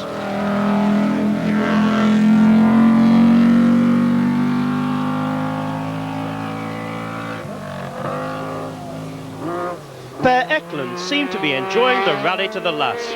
A veteran of old-time rallying, he told us he couldn't remember how many of these events he had entered. 9th overall, he was making this a very happy farewell rally for the Metros. So 43 stages down, just 2 more to go. By far the longest stage in the rally, both around 20 miles. That's a lot of gravel for things to go wrong on. Indeed, the next stage, Rigos, proved to be the end of the road for the young Swede Mikael Eriksson in his Lancia. He'd had a brilliant rally ever since he charged into the lead on his second day, but about a mile into the stage, his turbo blew up, and that was the end of his rally. This is what the leaderboard looks like after 44 stages. There's 1 more to go. Salonen in the lead with a 24-second lead over Alain. He said he would sharpen up the pace at the end. Alain hanging on to that second place that puts him in neck-and-neck position with Kankkunen in the World Championship race. Kankkunen slipped into 3rd place, past Sundström, perhaps on team orders, who knows? And Kalle Grundle has pushed the Ford there into 5th position, the only remaining Ford in the rally. But let's go over to Sue Baker, who's in the newsroom, for all the latest details of what's going on. Well, it's not just out in the forests where the action's been going on today. Team politics have been moving at a very fast pace too. The reason why Juha Kankkunen moved into 3rd place ahead of Michael Sundström was because the Peugeot team actually told Sundström to slow down and let his teammate through.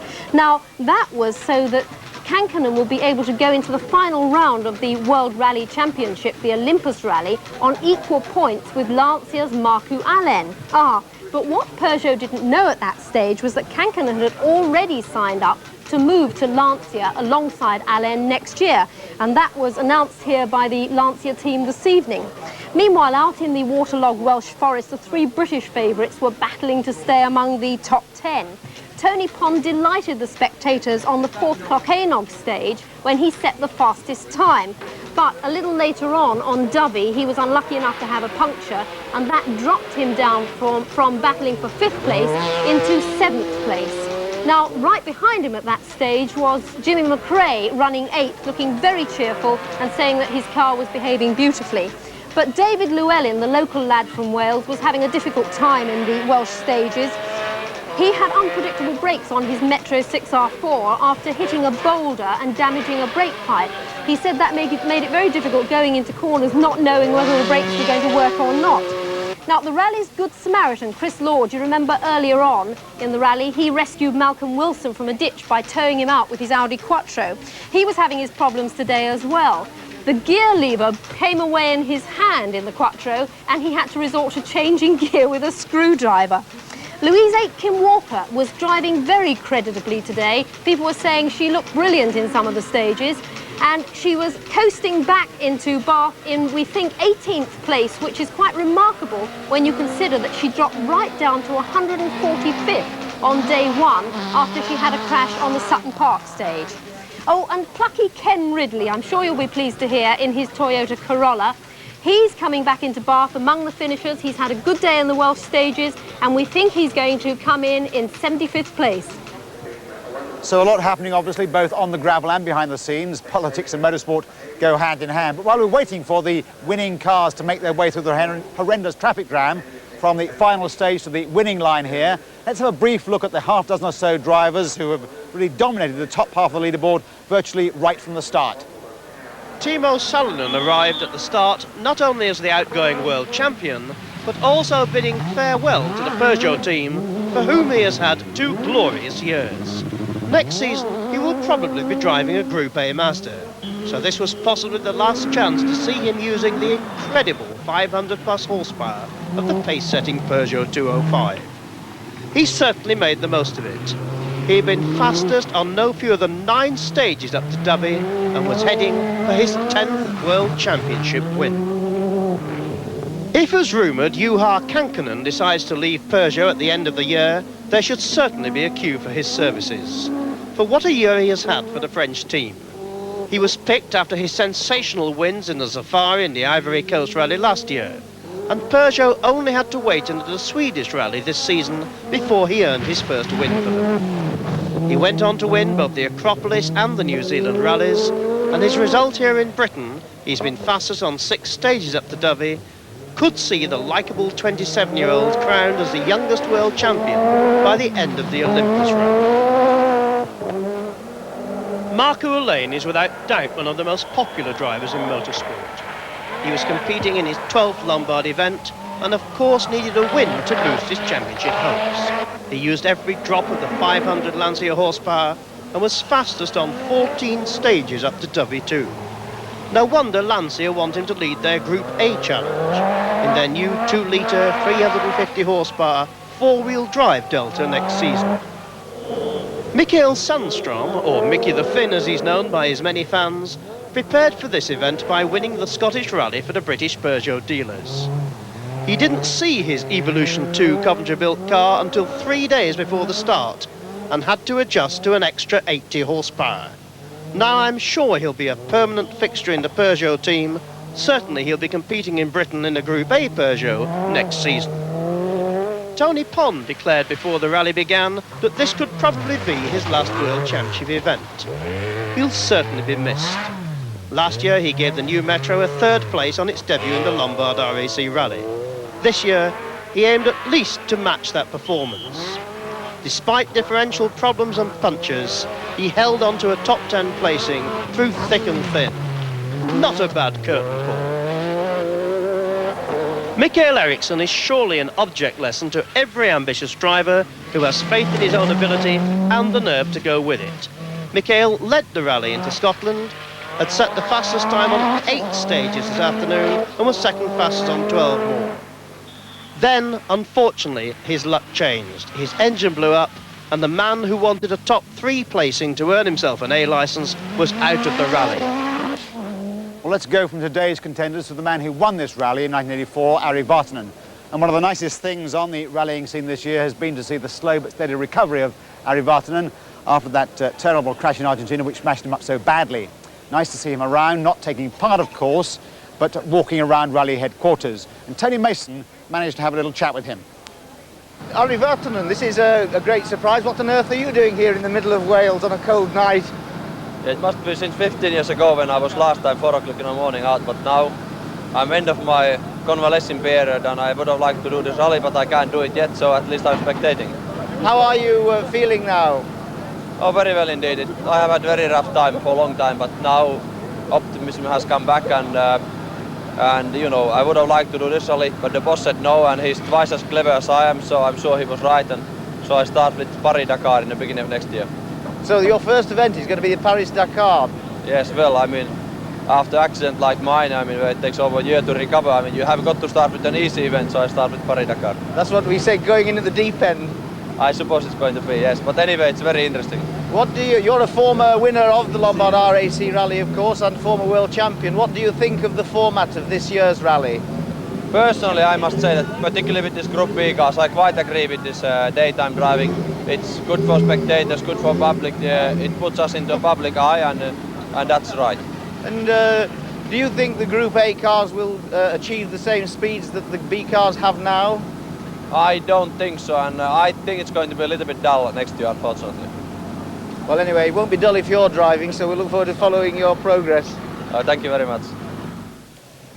One of the most popular teams on the British rallying scene is undoubtedly Russell Brooks and Mike Broad. They have a reputation for dragging that faithful Opel Mantle of theirs to the finishing line, whatever goes wrong. That hasn't been the case in this particular rally, unfortunately. They blew a piston, I think, in Grisdale. But we have them here for the moment. Mike, Russell rather, what actually went wrong with the car?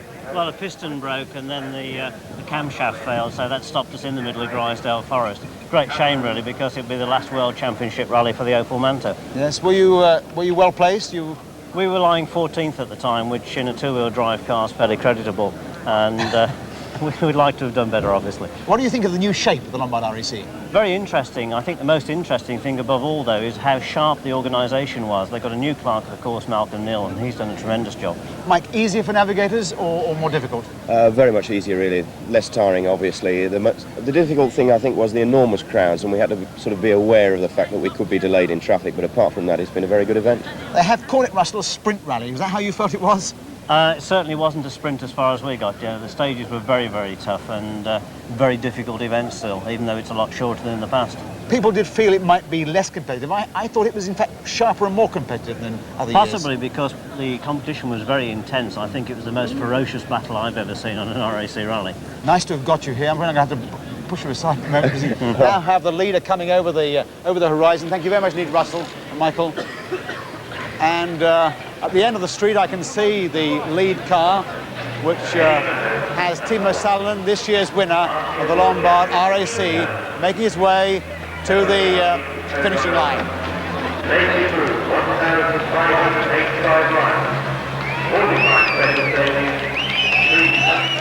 Can I give you a stick, Mike?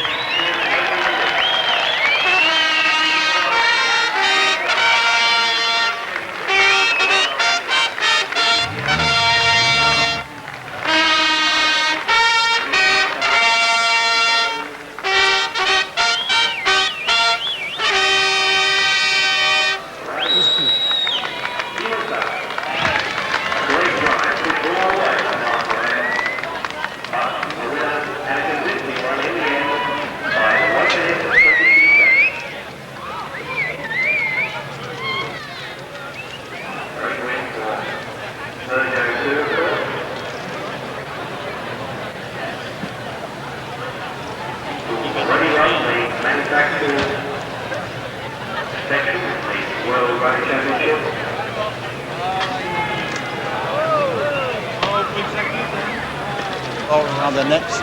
Notice them changing their hats to make sure they conform with their contracts. Here comes the bubbly. Crowd longing to see that. And off it goes. Hopefully not over our cameras. Obviously overjoyed for his second win this year. He won the 1,000 Lakes earlier on, his favourite rally, so that makes two after a really rather sticky year for him with all sorts of bad luck, everything going wrong. Winning the Lombard RAC, a real... Let me see if I can go down to the shower and ask a few questions. Save a bit for me, Timo, if you don't mind. Can I have just a couple of questions? Congratulations on winning. Obviously you're overjoyed at your second win this year. Yes, thank you. And let's say I must say that that was the hardest win this year. Do you have any nasty moments? Yes, let's say from the beginning until end. Do you like the new shape of this rally? I spoke to you 2 years ago, or was it perhaps last year we spoke, and you said you thought it was too long and too tough. How do you feel about this year's rally? Now the time schedule was very good now, because we are like normal workers, we need to sleep sometimes. And this year rally was very good. It's been called a sprint rally. Did it feel that way to you? I mean, very, very fast from the start? No, in the beginning for me was always difficult. But driving few days, I find my feeling. What about your time on that last stage? I mean, you were a clear minute up on Arlen. Obviously, you were giving it the gun. No, it was very difficult to start. I leading before last stage 24 seconds, and it's not much if we think that the special stage is more than 30 kilometers. And I make flat out also last stage. Timo, thank you very much indeed. Congratulations again for winning the Lombard RAC.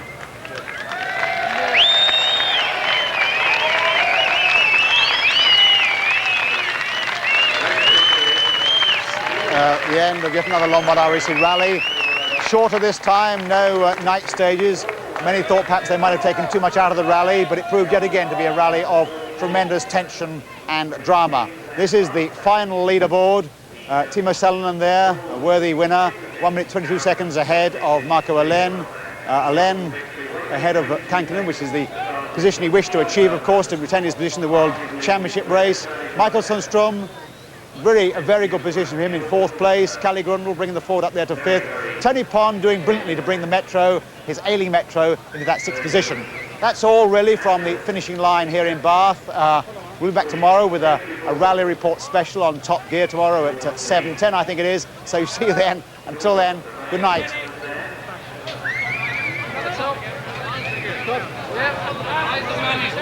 Yeah.